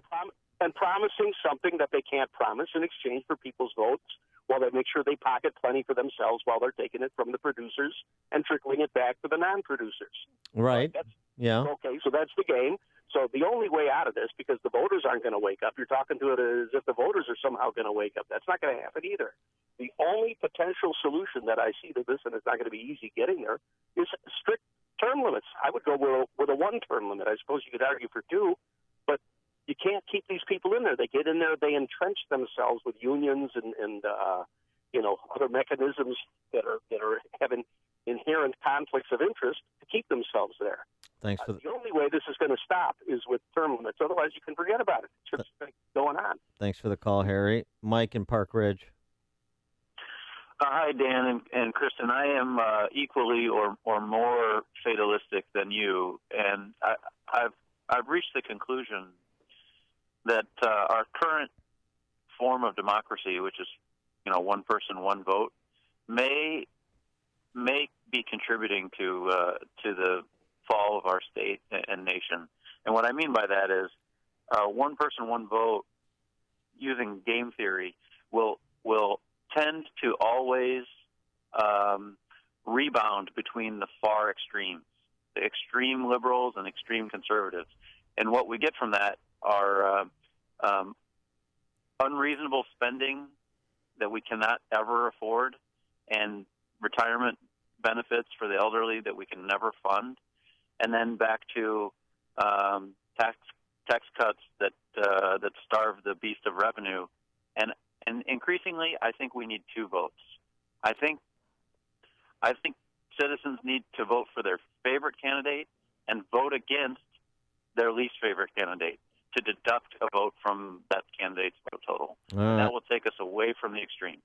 All right. Thanks for the call, Mike. I mean, I don't want to be fatalistic. I think you put in the fight even if you think you're going to lose, because you do what you think is right, and you shouldn't be fatalistic, because fatalism, I should say, is the friend of the status quo.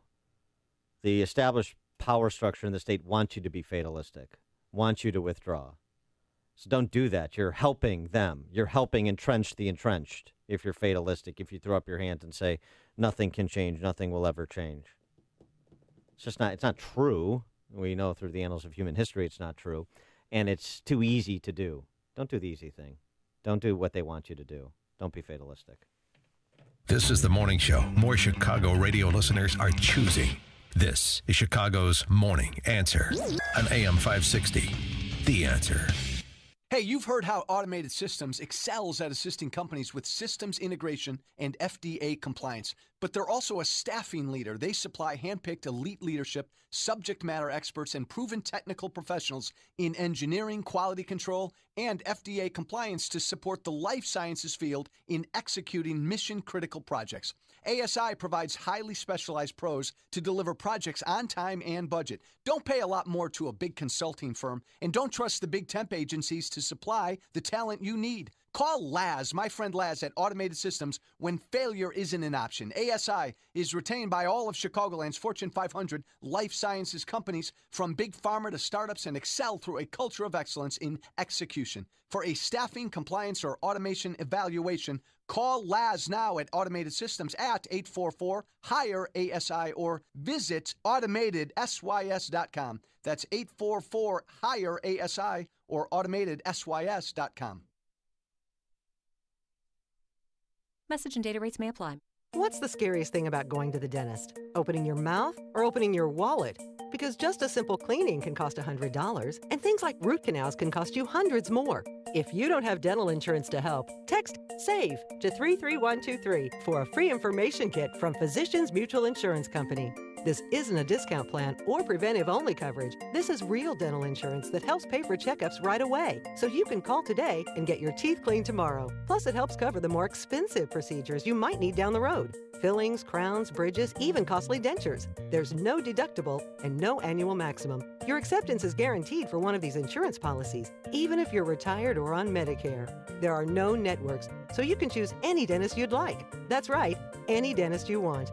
Text SAVE to 33123 for a free information kit with all the details. That's SAVE to 33123. Again, text SAVE to 33123. Did you know 40% of all cancer could be prevented? That's a fact. Along with maintaining appropriate body weight and regular exercise, the American Institute for Cancer Research and the USDA confirm that eating 9 to 11 servings of fruits and vegetables every day is the key. Now ask yourself, am I at risk? How many servings of fruits and vegetables did I eat today? Balance of Nature has solved this problem and provides an easy and affordable way to consume over 10 servings of 31 different whole fruits and vegetables every day.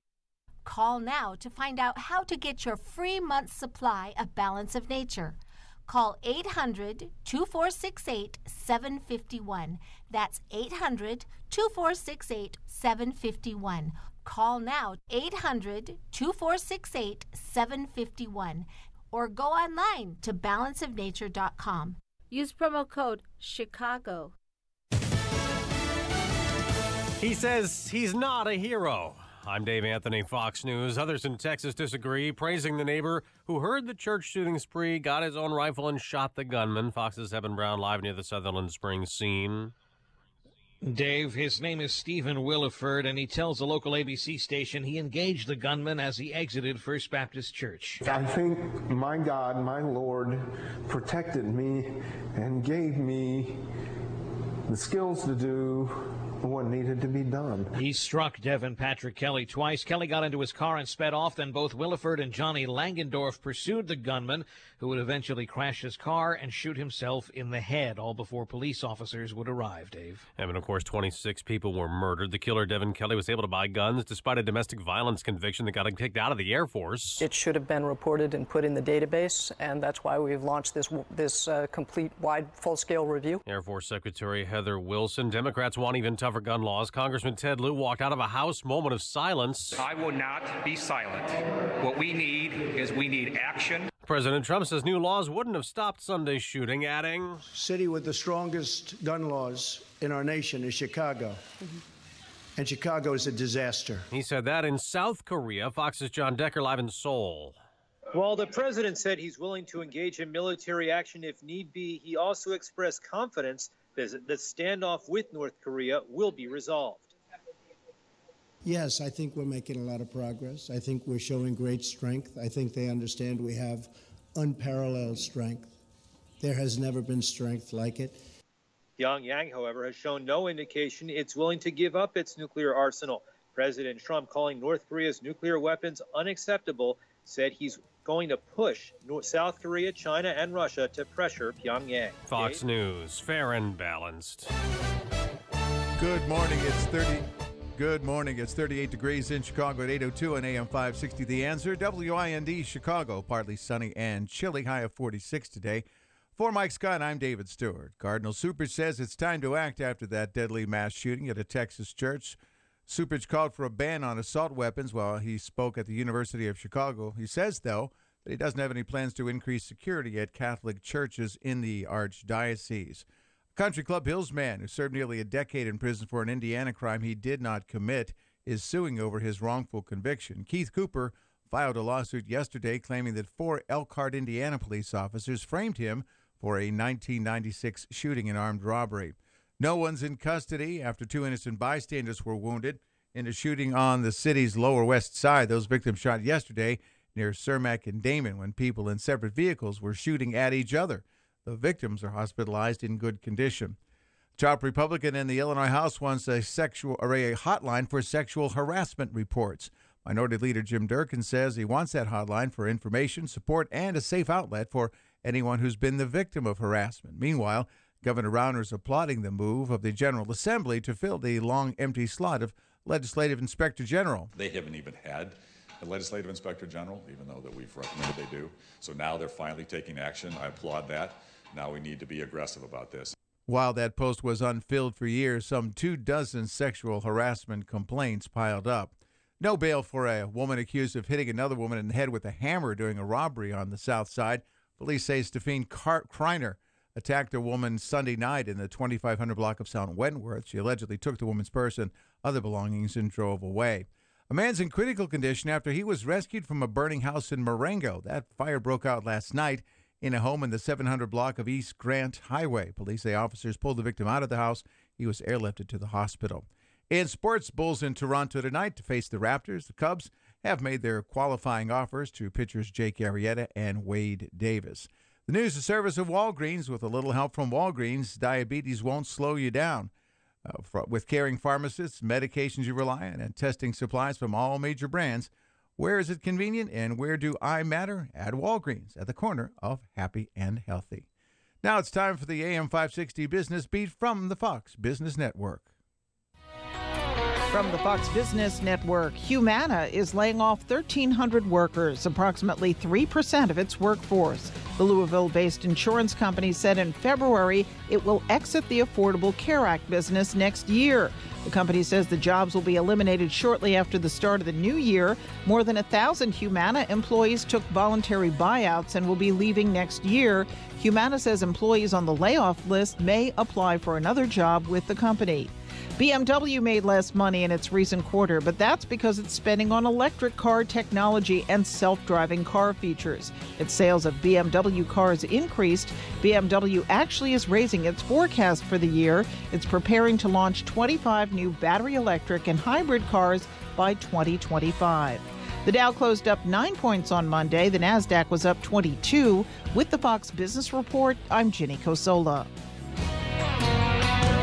AM 560 News Time 8:05. We'll check traffic in 2 minutes on AM 560, The Answer. Despite President Trump's repeated requests, Senate Republicans failed again to repeal Obamacare. If you're tired of calling a bureaucrat at an 800 number to help you navigate Obamacare, then you need a local expert on your side. That's right, your own health insurance mentor. C. Stephen Tucker, C.S. Tucker, from healthinsurancementors.com is someone I know and trust. He's a 20-year licensed broker who's been educating AM 560 listeners on the Affordable Care Act for the past 6 years. Thanks, Dan. ACA open enrollment is now only 45 days long. From November 1st to December 15th, you cannot be denied coverage based on a pre-existing condition. And depending on your income, you may find a more affordable plan. With narrow networks, even fewer choices, and higher deductibles, now more than ever, you need an expert to help you gain access to the best hospitals and specialists available. Call me. I can help. Thanks, Steve. How can our listeners get in touch with you? They can visit healthinsurancementors.com or call me directly at 630-674-1551.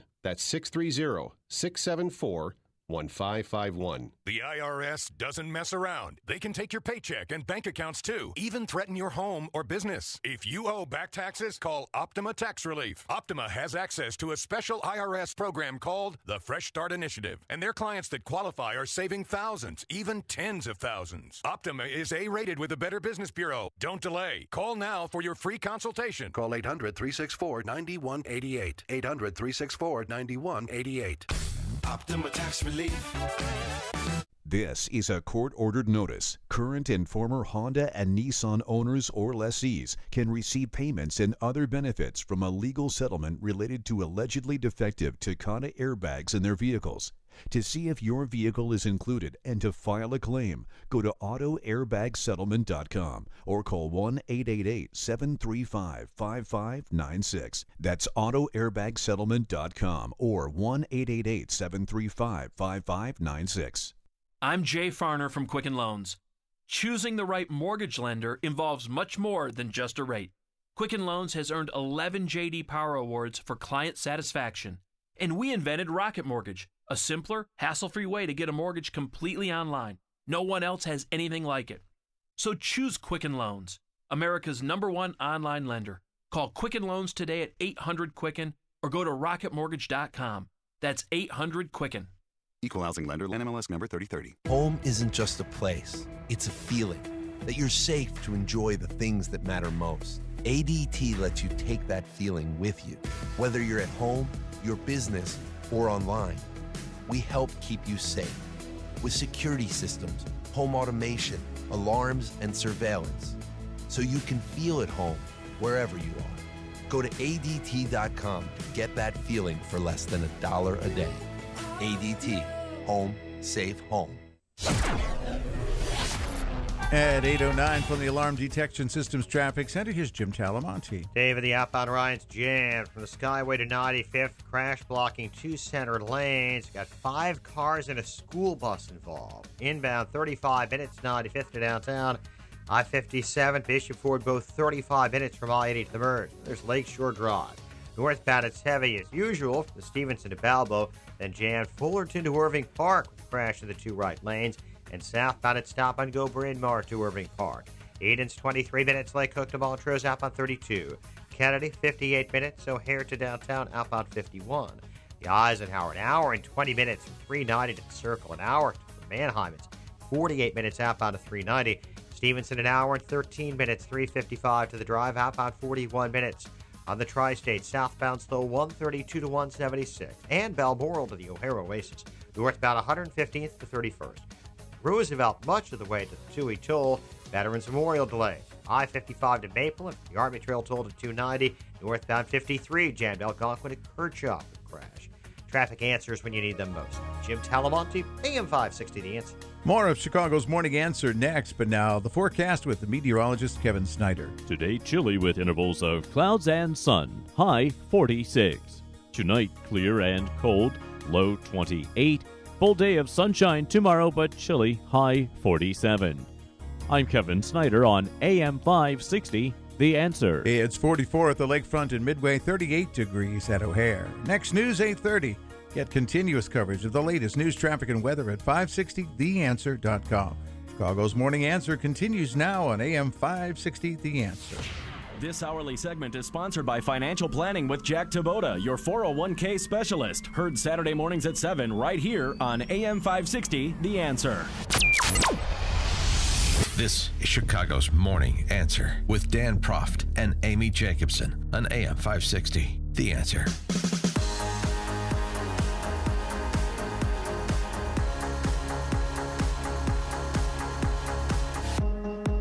Good morning, Dan, and in for Amy this morning, Kristen McQuarrie, Chicago Tribune editorial board, and the Wall Street Journal editorial board had this to say about the shooting in the church in Sutherland Springs, Texas.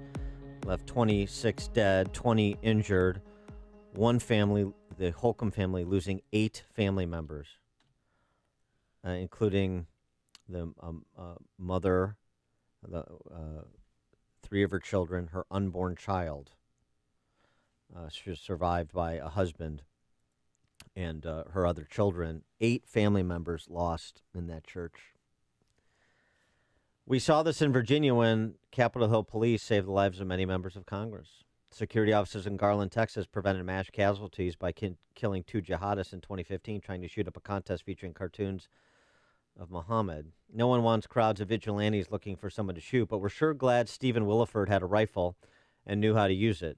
Like the passengers aboard Flight 93 on 9/11 or the Yanks who foiled a terror attack on a train in Belgium in 2015, he didn't wait for orders to protect his fellow human beings. The 2 heroes in Sutherland Springs, Texas, Stephen Williford and Johnny Langendorf. First, Stephen Williford on how he responded, why he did. I didn't have any time because I kept hearing the shots one after another, very rapid shots, just pop, pop, pop. And I knew every one of those shots represented someone, that it was aimed at someone, that they weren't just random shots more than likely. I grabbed a handful of ammunition and started loading my magazine. And I'm trying to survey the situation, not knowing what's going on. And then I saw a man in a black tactical helmet with a dark shaded helmet on, and obviously looked to me like it was bulletproof vest. And he had a pistol in his hand, and we exchanged gunfire. He saw me, and I saw him, and I was standing behind a pickup truck for cover, and we exchanged. I'm like, it was surreal to me. It couldn't be happening. I could not believe it. We chased him down 539, and when we first started chasing him, he was out of sight, and the man driving the truck was I found out later, his name is Johnny. He was driving at a high rate of speed, and we were trying to pass cars and catch up, and we were called 911, and we were talking to 911. I was scared for me, and I was scared for every one of them, and I was scared for my own family that just lived less than a block away. I'm no hero. I am not. I think my God, my Lord, protected me and gave me the skills to do what needed to be done. And I just wish I could have gotten there faster. Stephen Williford Owner of an AR-15. That's how he defended himself and all those who were under attack. It's an assault rifle, according to Democrats. And some Republicans, frankly. I think it's interesting, too, that I don't think these two gentlemen, it really, they hadn't been inside the church. They hopped in a car, they chased down the shooter. And so, now they are realizing the just severity of what was happening inside that church. It's just... They reacted in the moment to render aid. They reacted in the moment. Mm-hmm. Johnny Langendorf, the other individual, by Williford, to mention, former NRA instructor. Mm-hmm. Plumber, right? Johnny Langendorf, another ordinary guy with an ordinary neck tattoo. And he talked about that chase that... you like him so much, I think you're going to head right to the tattoo parlor when the show's over. I really do like these guys. I mean, who could not appreciate, respect, have profound gratitude for what they did? The media will start tearing them down in 5, 4, 3, 2, 1, right? Right? Yeah. Isn't that coming?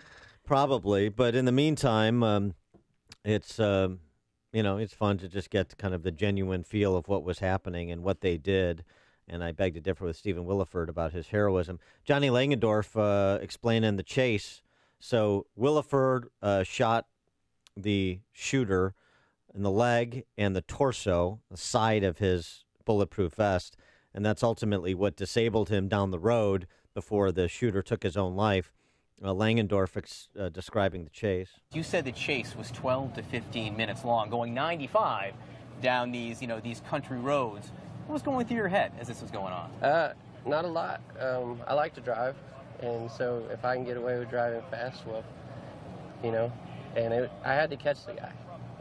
I had to make sure he was caught. And at one point, the gentleman riding with me said, "You may have to use your truck to get him off the road," and there was no hesitation. It was do everything necessary to make sure that this guy stopped. So. Johnny Langendorf and Stephen Williford succeeded where, frankly, the United States Air Force failed. For more on this topic and Trump's Asia trip, we're pleased to be joined by our friend Steve Cortez, Fox News contributor, former Donald Trump Hispanic Advisory Council president. Steve, thanks for joining us. Appreciate it.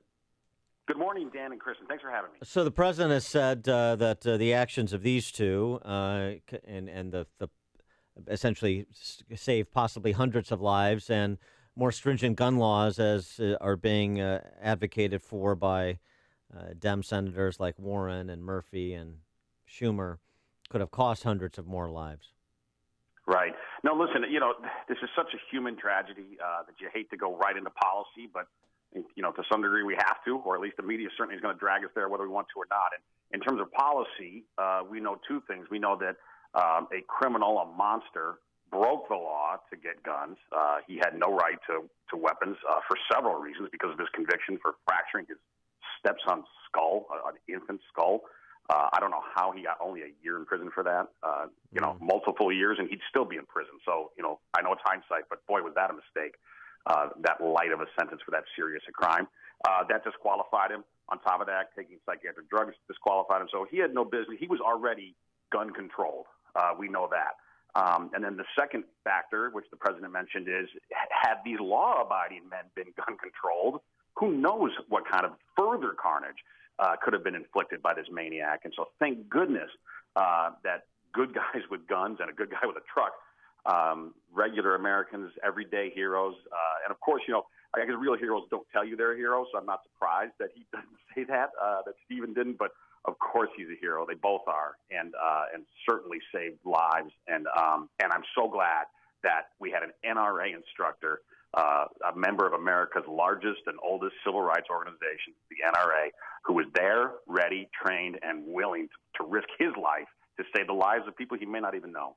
Can you talk a little bit about where we go from here in terms of this mistake by the Air Force? It's so infuriating. I mean, this was someone who, there's more information coming out even as we've been on the air this morning, that he pleaded guilty to striking, choking, kicking, and pulling the hair of his then wife on 2 separate occasions. He at one point pointed a loaded gun at her, and he struck his stepson so hard with his fists on the head and body that, you're right, he fractured his skull. So where do we go from here? And it doesn't sound like we need a new piece of legislation. Protocol wasn't followed, But right. I mean, is that where it ends? We don't need new legislation, and we just need them to enforce whatever protocols are there? You know, I think so. If there is new legislation needed, I don't think it's really so much on the gun part as it is on the psychiatric part. It does seem like we have a problem with more and more clearly mentally ill people who are able to operate in our society at their own will, and then able to acquire firearms either legally or illegally, and in this case, illegally. Mm-hmm. So I'm not opposed, as much as I'm a Second Amendment proponent, I'm not opposed to looking at legislative answers there. I don't know what those are exactly, to be perfectly honest, but I think we need to look at that, particularly given the prevalence of psychiatric drugs in our country right now, which are ubiquitous, and that is certainly a common thread among these mass killers. If they're not ideologically focused, if it's not a jihadi or something like that, in almost every case, psychiatric drugs are a commonality here. So I think that's something that we need to look at. As far as the Air Force, and listen, I hate to criticize the military ever because I just so appreciate everything they do, but I do think we need to look at how in the heck did he get a 1-year sentence for the terrible crimes you just described? I mean, to me, that's a multiple-year incarceration. There's a few questions. I think that's a good one to raise is the sentencing there. Then obviously the failure to report is indefensible, and somebody needs to be held account for that error. But then also rewinding all the way back to his enlistment, and if the reports are correct that he was on antipsychotic drugs as a grade schooler, then the question of the decision to allow him to enlist in the Air Force, which is no easy feat if you've got any problems in your background, that's another question the Air Force has to answer, it seems to me. Yeah, that's a good point, Dan. And I don't know. I've never served in the military, but I believe that's disqualifying. Now, maybe he lied about it. He certainly wasn't against lying for his gun permits, so he probably lied to get into the Air Force. But you're right, too. Yeah, we need to take a look, at all of that. And but I think I want to point this out, too, because I've seen this a lot from liberal media in particular. Even though I work for Fox, I watch a lot of MSNBC and CNN. I always want to see what the other side is up to. Yeah, they're up to covering Trump feeding the koi fish in Japan. Yeah. And one thing I keep hearing over and over and over is that this doesn't happen anywhere else. And it just drives me nuts because it's not true. And I want to scream at the TV. Have you heard of Bataclan in Paris? Have you heard of the Norway massacre? 77 people killed by a gunman. I believe it was 130 in Paris, something like that, roughly. So that's not true. This does happen in other places, unfortunately. All right, and it shouldn't make us feel good. But let's stop pretending that this is a particular American problem. It has certainly been profound lately and just incredibly saddening, right, because of two major events, relatively back to back. But let's not jump to policy prescriptions on the basis that this is a uniquely American problem, because it is not. And to me, unfortunately, other than the psychiatric drug part of it, which again I think needs to be looked into by people, medical experts who know a lot more than I do. Other than that, to me, I think the only real answer that makes sense is we just need more good armed security. Churches, schools, everywhere. Good guys with guns are the answer, at least part of the answer. He is Steve Cortes, Fox News contributor, former head of Trump's Hispanic Advisory Council. Thanks for joining us, Steve. Appreciate it. Thank you. And one other thing, just adding on, the other thing we need, in addition to good citizens that fill in the gaps, as did Stephen Williford and Johnny Langendorf, this statement that was made by a friend of the church shooter on Facebook just is chilling to me. Courtney Kleber writes, "We had a lot of good times together. Over the years, we all saw him change into something that he wasn't. To be completely honest, I'm not really surprised this happened, and I don't think anyone who knew him is very surprised either." I mean, I think I'm not going to ascribe responsibility to Courtney Kleber or whoever else knew him and saw what Courtney Kleber saw, but the idea that you're not surprised, I mean, I think it's difficult to conceive that somebody could do what he did in that church. But if you're not surprised, if that's your reaction in the hours after that atrocity, then man, I mean, people. I don't want people to be, lives of others, kind of, the civilian Stasi. But if you see somebody in that kind of distress and going to that dark a place, and maybe they did, and we don't know yet, But the other lesson seems to me from this, if you see a person struggling to keep their grip on civilized society and they have otherwise exhibited egregious acts of violence, then it's time to rally the troops around that person. You know what I mean? I think more will come out. I just find it hard to believe that with that history of domestic violence, that he was posting things on Facebook of acquiring weapons, that there weren't red flags popping up. Yeah. And he moved around a lot, so that may complicate things. And I know we always have this problem with sharing information between law enforcement and FBI, but I bet as this unfolds, you are going to hear from friends, in-laws, exes who alerted authorities repeatedly to him being unhinged, and law enforcement, either hands are tied, he's not committing an act of violence at the moment, but I would be shocked if we don't learn more about that in the coming days. Steve Cortez joined us on the Turnkey.pro answer line. It's what Chicago is talking about. It's Chicago's Morning Answer with Dan and Amy on AM 560. The Answer. Balance of Nature's fruits and veggies. By the time I reached 1 year period, I had lost 2 inches off my waist, and I lost 17 pounds. I think they're part of the reason that I was able to shake 10 pounds, and I think because the support, nutritional support. My blood pressure significantly is so low now compared to what it was. I think I'm doing great with it. You've got a good product. It's just amazing. What are you waiting for? Good health is only a phone call away. Don't miss your opportunity to get a free month's supply of Balance of Nature. Call 1-800-2468-751. That's 1-800-2468-751. Call 1-800-2468-751. Or go online to balanceofnature.com. Use promo code Chicago. That's promo code Chicago. Order today. With the holidays approaching, now's the perfect time to purchase 2 gifts and only pay for 1. Or give a gift and keep 1 for yourself. Yes, folks, the MyPillow buy 1, get 1 free offer is back. I urge you to go online or call now and take advantage. By using the promo code Amy, you'll get the absolute best deal available. I personally love my MyPillows. I get a great night's sleep by moving the fill to give me the support I need, regardless of my sleep position. And I never wake up with a stiff neck or headache. They're made in America. You can wash and dry them. They're hypoallergenic. Plus, have a 10-year warranty and a 60-day money-back guarantee. And it's great to know you're supporting a company that helped thousands of hurricane victims. So get your buy 1, get 1 free MyPillows as gifts or for yourself by calling 800-489-0201. Use the promo code Amy or visit MyPillow.com. That's 800-489-0201, promo code Amy. For many businesses, hiring is tough, which makes it critical to choose the right place to post your jobs. You need qualified candidates fast and on budget, and you don't want to sign a long-term contract or pay upfront fees. That's why you need Indeed.com, the world's #1 job site. Independent research shows Indeed delivers 6 times more hires than any other job site. You can post a job in minutes and even set up screener questions to help you zero in on qualified candidates. You can review applicants, take notes, and schedule interviews, all from an easy-to-use online dashboard. For a limited time, Indeed is offering new users a $50 credit to make their first job listing a sponsored job with premium visibility so more candidates will see it. You want to make a great hire fast, and this exclusive offer gives you a head start. Find out why over 3 million businesses use Indeed for hiring.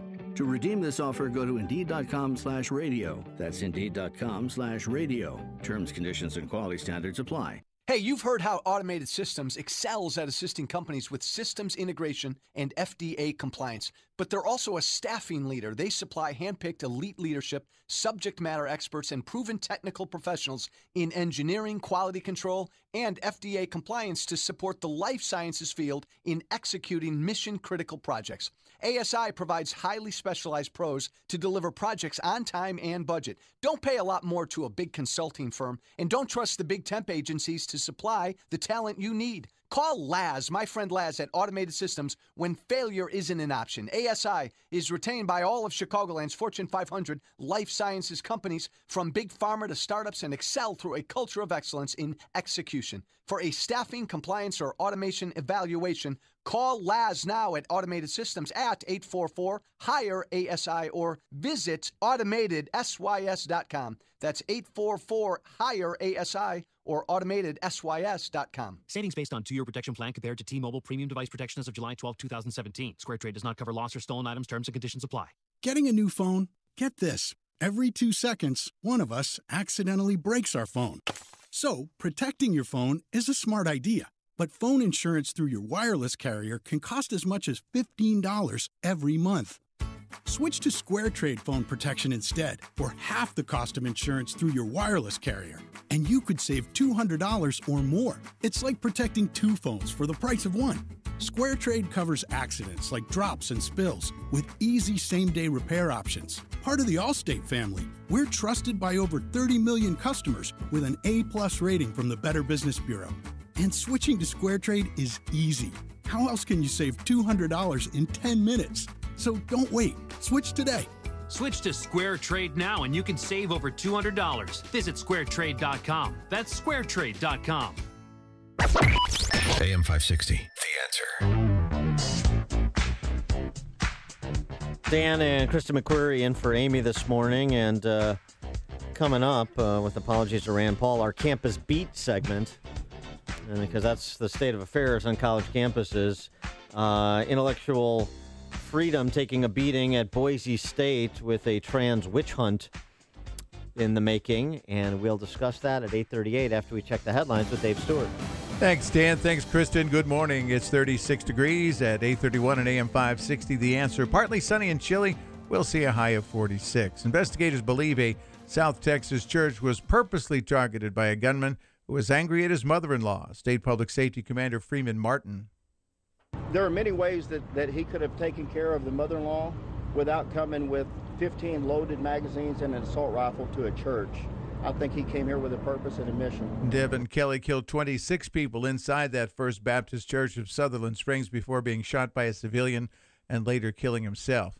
President Trump said today in South Korea that extreme vetting for gun sales could have made things worse during that mass shooting. You might not have had that very brave person who happened to have a gun or a rifle in his truck go out and shoot him and hit him and neutralize him. The president then again cited the dated and inaccurate notion that Chicago is an example of how strong gun laws do not prevent violence. Chicago Alderman Anthony Beal said a city-sponsored study of crime and ride-hailing services doesn't go far enough because it sidesteps the issue of whether Uber and Lyft drivers should be fingerprinted.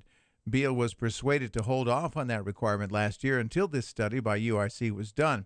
The study finds that ride-sharing drivers get red light and speeding camera tickets at a slightly higher pace than cabbies, who are required to be fingerprinted. House Minority Leader Jim Durkin says he wants a hotline to provide information, support, and a safe outlet for anyone who's been the victim of sexual harassment. Meanwhile, Governor Rauner is applauding the move of the General Assembly to fill the long empty slot of Legislative Inspector General. They haven't even had a Legislative Inspector General, even though that we've recommended they do. So now they're finally taking action. I applaud that. Now we need to be aggressive about this. That post has been unfilled for years, and it seems email scammers are targeting Netflix subscribers. The emails tell the Netflix subscribers they need to update their billing information, but a link takes them to a fake website where they're asked to provide information including credit card numbers. In sports, Bulls at the Toronto Raptors tonight. The news, a service of Napa Auto Parts. This month, Pennzoil full synthetic motor oils on sale for $4.99 a quart at any participating Napa Auto Parts store. Quality parts, helpful people. That's Napa know-how. General States prices do not include state and local taxes or recycling fees, and the offer expires December 31st. AM 560 News Time, 8:34. We'll check traffic in 2 minutes on AM 560, The Answer. The private bank is now CIBC. Their name may have changed, but their commitment to your business is now stronger than ever. Visit CIBC.com/US. Member FDIC. Risk mitigation is an important consideration that smart companies pay attention to in today's complicated business climate. Some of the greatest risks occur when your company hires new employees or when you execute new business financial relationships. When your company hires, leases, or conducts financial transactions, decisions are critical. That's why veteran-owned and operated Global Verification Network is a company you should know. Startups to Fortune 100s trust Global Verification Network, and so should you. They're a background screening and investigative services company dedicated to expert, timely, and affordable background screening services for employment, tenant screening, and business due diligence. Global Verification Network is headquartered in Chicagoland, a federally recognized veteran-owned small business, and never offshores data like many competitors. To request your company's risk analysis without obligation or cost, visit globalverificationnetwork.com or call 877-695-1179 or visit them online at globalverificationnetwork.com. Global Verification Network, the risk mitigation experts, 877-695-1179. Need a CPAP? Then we need you. We're CPAP.com, and we carry popular brands of CPAP equipment, including ResMed, Respironics, and more. To move inventory, we're selling some of our ResMed CPAP machines at prices lower than you would think. Call now to learn more about these affordable ResMed CPAPs. We'll even provide free shipping on your ResMed machine order so you'll get it fast. Call 1-800-700-3181. The best part? No insurance needed. Our CPAPs are priced so low they can even cost less than your copay and deductible through insurance. CPAP.com has shipped over 1 million orders and carries a large inventory of sleep apnea equipment. With little retail overhead and no middlemen, we're the best way to get comfortable, effective sleep apnea equipment at incredibly low prices. Again, CPAP.com has a large inventory of ResMed CPAPs and is offering free shipping on these devices. Call now for these great deals and others. Call 1-800-700-3181. If lines are busy, please try again. That's 1-800-700-3181. One size fits all has no place in your bedroom. Hi, I'm Christian von Rickenbach, founder of Helix Sleep, and we know one mattress can't work for everyone. That's why we created the only mattress built for you. Go to helixsleep.com, take our 2-minute sleep quiz, and we'll build your custom mattress and ship it to you for free. Try it for 100 nights, and if it's not the best sleep you've ever had, we'll pick it up and give you your money back. Go to helixsleep.com/talkradio right now, and we'll give you $50 towards your custom mattress. That's helixsleep.com/talkradio. Hiring is important, but finding the right people can be a real challenge. That's why ZipRecruiter is obsessed with finding you qualified candidates fast. ZipRecruiter finds candidates with the right experience and notifies them to apply for your job. No wonder 80% of employers who post on ZipRecruiter get a quality candidate through the site within just 1 day. The right candidates are out there. This is how you find them. ZipRecruiter, the smartest way to hire. To try ZipRecruiter for free, just go to ZipRecruiter.com/talkradio. That's ZipRecruiter.com/talkradio. At 8:37 from the Alarm Detection Systems Traffic Center, here's Jim Talamonte. Dave, the outbound Ryan is jammed from around 59th to 95th. All lanes have reopened after a collision involving several vehicles, including a school bus. 40 minutes downtown to 95th, inbound 35. Eden's is 23 minutes, Lycook Junction, outbound 29. Kennedy, an hour and 17 minutes, O'Hare to downtown. 54 minutes from Montrose, 30 in the Express. About 41 minutes to the airport. The Eisenhower's an hour and 11 minutes from 390 to the Burns Circle, outbound 50 minutes. Stevenson, an hour and 13 minutes, 355 to the drive, outbound 36 minutes. Lakeshore Drive, jammed southbound Foster to Fullerton, northbound from the Stevenson to Balbo, heavy around Irving Park after a crash. Southbound Tri-State delays 21 to 120 and 137 to 176. Also approaching the O'Hare Oasis northbound before 111th to the Hinsdale Oasis. Reagan Toll to North Avenue, Balmoral to the Toohey Toll, Veterans Memorial heavy, northbound I-55 to Maple and the Army Trail Toll to 290, northbound 53 Algonquin to Kirchhoff after a stall, southbound Palatine to Kirchhoff. Traffic answers when you need them most. I'm Jim Talamonte on AM 560, The Answer. More of Chicago's Morning Answer next, but now the forecast. For today, partly sunny and chilly, a high of 46. Clear and cold tonight, heading down to 28. Tomorrow, sunny, continued chilly with a high of 47. Right now, 36 degrees at O'Hare. Next news, 9 o'clock. Continuous coverage of the latest news, traffic, and weather at 560theanswer.com. Now, more of Chicago's Morning Answer on AM 560, The Answer. This hourly segment is brought to you by the Alpha Wealth Group, bringing the trilogy of estate, tax, and investment planning together. Visit alphawealthgroup.com for a free report. Hey, Joe Walsh here. Stand with Israel. Always stand with Israel. We'll talk about it when Freedom returns at 5. Dan and Chris McQuarrie in for Amy J, who returns tomorrow. And I'm going to get to our Campus Beat segment. Much to discuss there, but got a text or an email, actually. All these media people keep calling the AR-15 an assault rifle. AR stands for Armalite rifle. It's not an assault rifle. And don't call them illegal firearms. Call them undocumented weapons and let them live in sanctuary homes. Okay. I'm when I'm referring to the AR-15 that Stephen Williford used to defend himself and all those people that were under attack and calling it an assault rifle, I'm saying that facetiously to point out the folly of the left, the gun banning left's argument. So I understand. Take your point. Thank you for the email. Quickly, Jerry and Addison, you're on Chicago's Morning Answer. Hello. Hi, Jerry. You're on. Hey, good morning, guys. There are several reasons for the current level of violence in our society, but a couple of them stand out in my mind. One of them is the fact that we have stopped teaching our youngsters the 10 Commandments, which are the basic laws for how to get along with your fellow man. Don't steal, don't kill, don't covet your neighbor's property.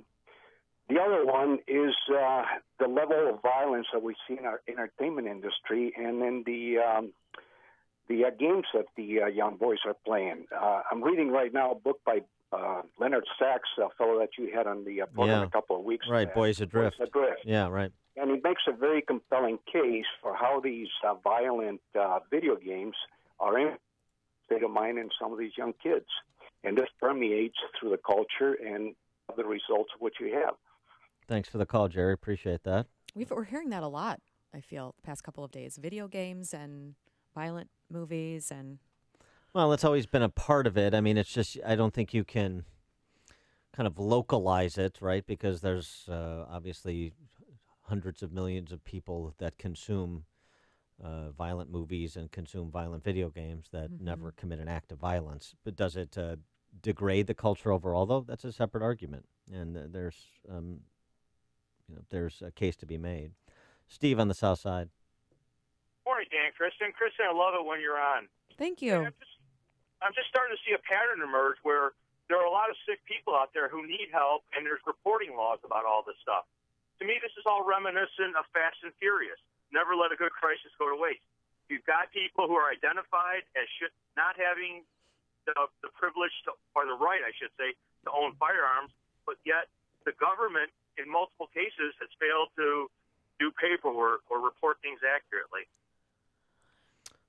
Okay.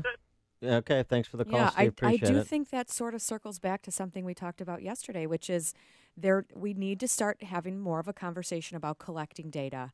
And I know that's something that makes the NRA nervous if it's a government collection of gun owners, but I don't think that is trampling on the rights of gun owners if we have some sort of a calculation or collection of data on people who have violent histories. Well, no, I mean, mental sure. illness, drug, I don't know. Yeah, I mean, I hear what you're saying. We need to start breaking down that wall that the NRA has built in terms of data sharing. Well, I mean, this is not a case that, I mean, the NRA is not didn't erect a wall that prevented the Air Force from reporting on the shooter's past illegal conduct that put him in confinement for 12 months. I wonder if we'll find out more, though, also about military. Is there something with a military conviction that makes it less likely to be foiable or because it's happening in a different court of law? No? I don't think so. Okay. No. I mean, it's a public institution. Do you sense that he got protected more because that's where this was taking place versus, Cook County Circuit Court? Well, that's probably a bad comparison in terms of the severity of sentencing for the. I would like to revise my. Yeah, for the severity of the crime, he probably would have got a probation in Cook County Circuit Court. The argument about whether the court-martial should result in a stiffer sentence, I think that's a good question to ask the Air Force. Mm-hmm. I mean, the sentencing guidelines, the military tribunal there, a year for fracturing the skull of a child, and repeatedly acting out on his wife, at one point holding a loaded gun to her head. Right. That is Yeah, that's a remarkably light sentence. I agree with that. Russ in Elmhurst. Oh, good morning. Good morning. I was just listening to, and thanks for clarifying the thing about the weapon, okay? I mean, not that most of the people that listen to you don't already know that, but a lot of people don't. Yeah. Anyway, I believe that the gentleman just before you was very right on as far as he mentioned the amendments that aren't taught, but what is really missing is what the amendments were based on are not taught anymore, because it's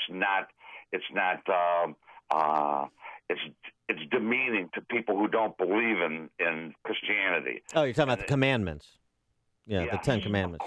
Yes. Of course, and that's what's missing. There's a vacuous happening to everybody that is involved in the secular part. You can be secular. That's not part of the problem. Problem is that we discard God, and that's where the problem is. Thanks for the call, Russ. Well, the other thing too is I understand that thoughts and prayers can be kind of can come across as cheap, and I think it's been cheapened through overuse and particularly used by politicians.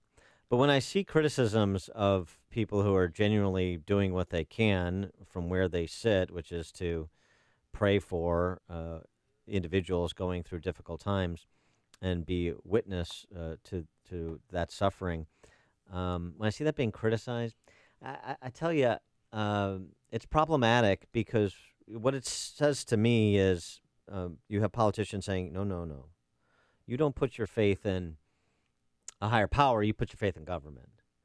And they're trying to restore faith in government that's been broken for all kinds of good reasons. And, the difficult thing in these times is to remember something we've talked about in the show before, but perhaps it bears repeating, which is that suffering is a part of life. You're not supposed to live a life without suffering. Not if you're a Christian, not if you understand the purpose of suffering. And if this is not to suggest that we rationalize away acts of atrocity, of barbarism. Of course we don't. But I'm just saying there's a certain kind of disposition coming from the secular humanist left that should be rejected out of hand. It's dangerous, because they want to be the repository of power over your lives, and they want to accept responsibility. Well, they want to have dominion without responsibility over your lives.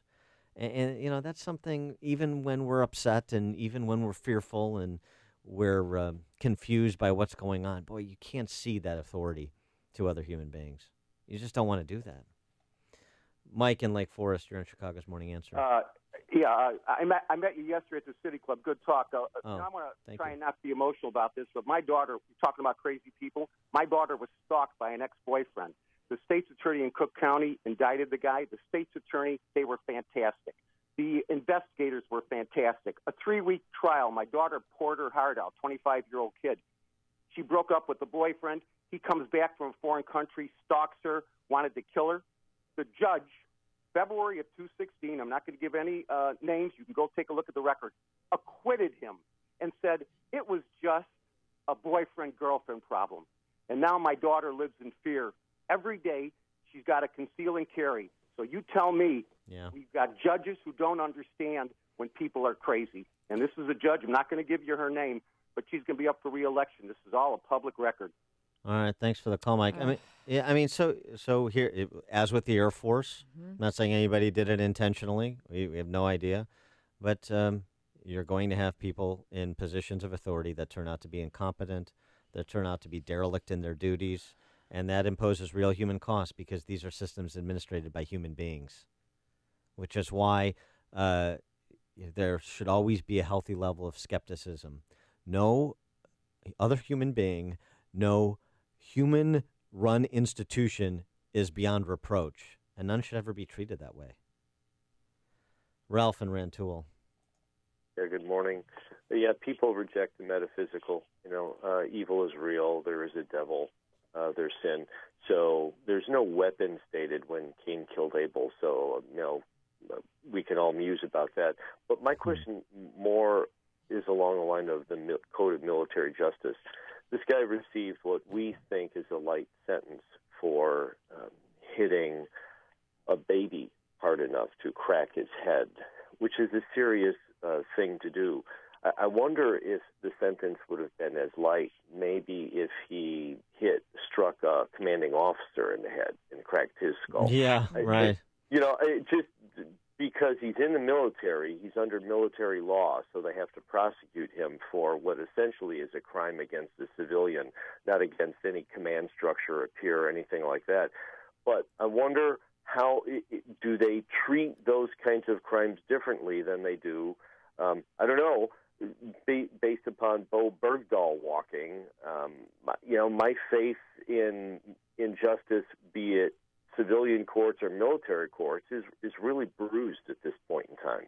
Mm-hmm. Oh, He did plead guilty, and I don't know if that won him some compassion or, but even along, he pled guilty. So why wasn't there even a stiffer sentence right off the bat for what he faced in terms of charges? Well, right, you plead out for a lighter sentence, but a lighter sentence being a year when you're talking about aggravated assault at minimum, perhaps. I mean, I think when you crack the skull of a young child, you could be facing attempted murder, should be facing attempted murder charges. I know. I'm sure we'll learn more about that, too. Charlotte, you're on Chicago's Morning Answer. Hi. Shouldn't the revolving door justice system, isn't that the problem? Is that why we have 50 murders, gang murders a month in Chicago? How could he be on the street with these kinds of threats against family members? Couldn't there be electronic monitoring? Why is he free? Yeah. Why was he free to do this? Right. Thanks for the call, Charlotte. Lee in Hammond, Indiana. Yeah, hi guys. You know, the thing about the thing about this, and I'm a gun owner. I'm in my mid-60s.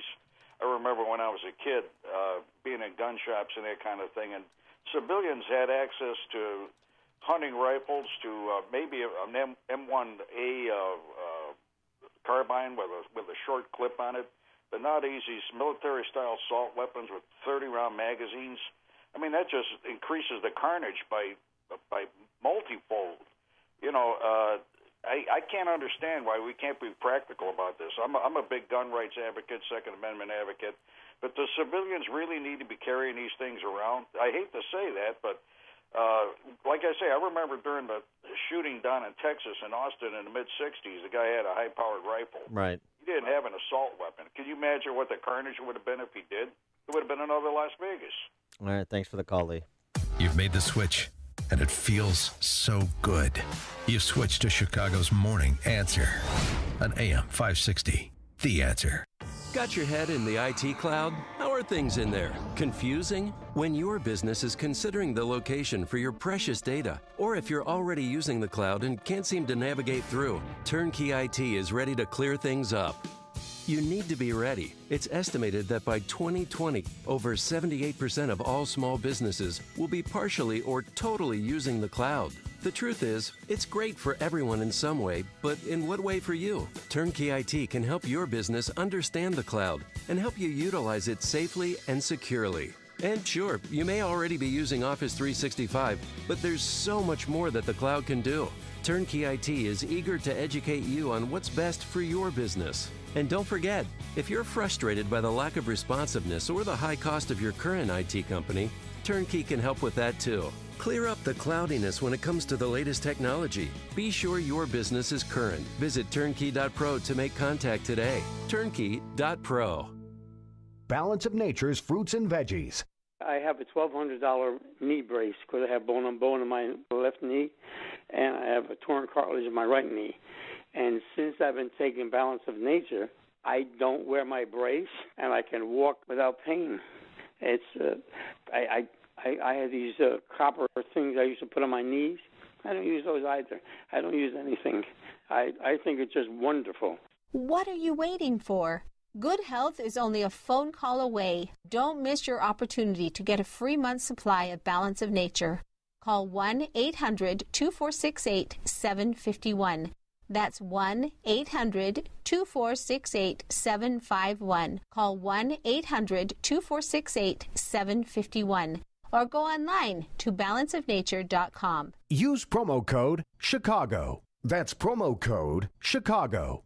Balance of Nature's fruits and veggies. Order today. Despite President Trump's repeated requests, Senate Republicans failed again to repeal Obamacare. If you're tired of calling a bureaucrat at an 800 number to help you navigate Obamacare, then you need a local expert on your side. That's right, your own health insurance mentor. C. Stephen Tucker, C.S. Tucker, from healthinsurancementors.com is someone I know and trust. He's a 20-year licensed broker who's been educating AM 560 listeners on the Affordable Care Act for the past 6 years. Thanks, Dan. ACA open enrollment is now only 45 days long. From November 1st to December 15th, you cannot be denied coverage based on a pre-existing condition. And depending on your income, you may find a more affordable plan. With narrow networks, even fewer choices, and higher deductibles, now more than ever, you need an expert to help you gain access to the best hospitals and specialists available. Call me. I can help. Thanks, Steve. How can our listeners get in touch with you? They can visit healthinsurancementors.com or call me directly at 630-674-1551. That's 630-674-1551. 1551. If you have pain, I hope you listen up. Hi, it's Mike Gallagher. You don't need to live in pain. Let me repeat that. You do not have to live in pain. Chronic pain is the worst, whether it's from an accident or pain that just develops. Chicagoland, you're in luck. Dr. Ken Candido is one of the nation's most respected and successful pain doctors. He's been voted one of Chicago's best pain doctors several times. Bottom line, he's the pain doctor you need. Dr. Candido of Chicago Anesthesia and Pain Specialists will help you get off pain medication and all of the side effects. How? By finding the source of your chronic pain and fixing it. This is Ken Candido of Chicago Anesthesia Pain Specialists. Let's make you pain-free. Call Dr. Ken Candido and make an appointment with a cutting-edge, respected, and successful pain physician. Go to mypainchicago.com. That's mypainchicago.com. Thousands have been helped with their chronic pain, and you could be the next one. Get the phone number and all the info you need at mypainchicago.com. That's mypainchicago.com. With the holidays approaching, now's the perfect time to purchase 2 gifts and only pay for 1. Or give a gift and keep 1 for yourself. Yes, folks, the MyPillow buy 1, get 1 free offer is back. I urge you to go online or call now and take advantage. By using the promo code Amy, you'll get the absolute best deal available. I personally love my MyPillows. I get a great night's sleep by moving the fill to give me the support I need, regardless of my sleep position. And I never wake up with a stiff neck or headache. They're made in America. You can wash and dry them. They're hypoallergenic, plus have a 10-year warranty and a 60-day money-back guarantee. And it's great to know you're supporting a company that helped thousands of hurricane victims. So get your buy 1, get 1 free MyPillows as gifts or for yourself by calling 800-489-0201. Use the promo code Amy or visit mypillow.com. That's 800-489-0201, promo code Amy. Gentlemen, it's No Shave Movember. Time to change the face of your health for the better. Take the first step and get your levels checked by someone you can trust. I personally recommend my friends at Low T Center. That's where I got my levels tested. Their service was fantastic. Their physicians exclusively diagnose and treat men for low testosterone levels. At Low T Center, they know we hate going to the doctor. That's why they make it quick and easy. With their on-site lab, you will get your results back in about 20 minutes, and most health insurance is accepted. This Movember, Low T Center is offering a testosterone and prostate level test with an assessment for just $50. Guys, take the first step. Contact my friends at Low T Center, now with a location in downtown Chicago on the Mag Mile at 625 North Michigan Avenue. Call 312-239-3427. Tell them Dan Prof sent you. That's me. The number 312-239-3427. Call now, 312-239-3427, or visit them online at lowtcenter.com. That website, lowtcenter.com. Signature Bank is Chicago's fastest-growing independently owned business bank. It's a bank where relationships still matter. Signature Bank knows your name and your story. I'm Dan Proft, and I know this because Signature Bank is my business bank. I'm Kurt Penn, founder and CEO of Good Foods. In 2007, I was shopping in a natural foods grocery store and had a vision for a company that would produce fresh, all-natural foods with a social conscience. Signature Bank helped turn that vision into what now is Good Foods. Signature Bank President Mick O'Rourke listened to our story and learned about our business. Mick has been with with us every step of the way. Signature Bank takes care of the details so we can focus on producing good foods. Signature Bank is deeply invested in our success. Good Foods is very proud to bank with Signature Bank. Signature Bank is looking for their next success story. To learn more about turning your business vision into reality, visit signaturebank.bank. Signature Bank, helping local businesses succeed. Member FDIC, Equal Housing Lender. AM 560, The Answer. Kristen, we learned an important thing today. From Princess Bride, we learned that you don't involve yourself in a land war in Asia, and you never challenge a Sicilian when death is on the line. Today we learned that you do not take on Donna Brazil when it comes to a penis measuring contest, and that's an important takeaway. So I'm speechless. She wins the contest, is what she asserted in her book, right? We like don't even bother with the ruler. She will. She's got the biggest of them all. She's got the biggest. We like to learn on this show, and we also found out from Donna Brazil, per an excerpt from her new book, that sexism, she felt like directed her way by Clinton staffers. She felt like she was being treated as a slave. Wow. She also talked, though, about how the death of Seth Rich really scared her. And being around these people during the leak, she had security cameras, I think, installed in her own house. That's what she did. Nothing. And that's Kristen McQuarrie. Thanks for sitting in. Now we throw it to Fox News.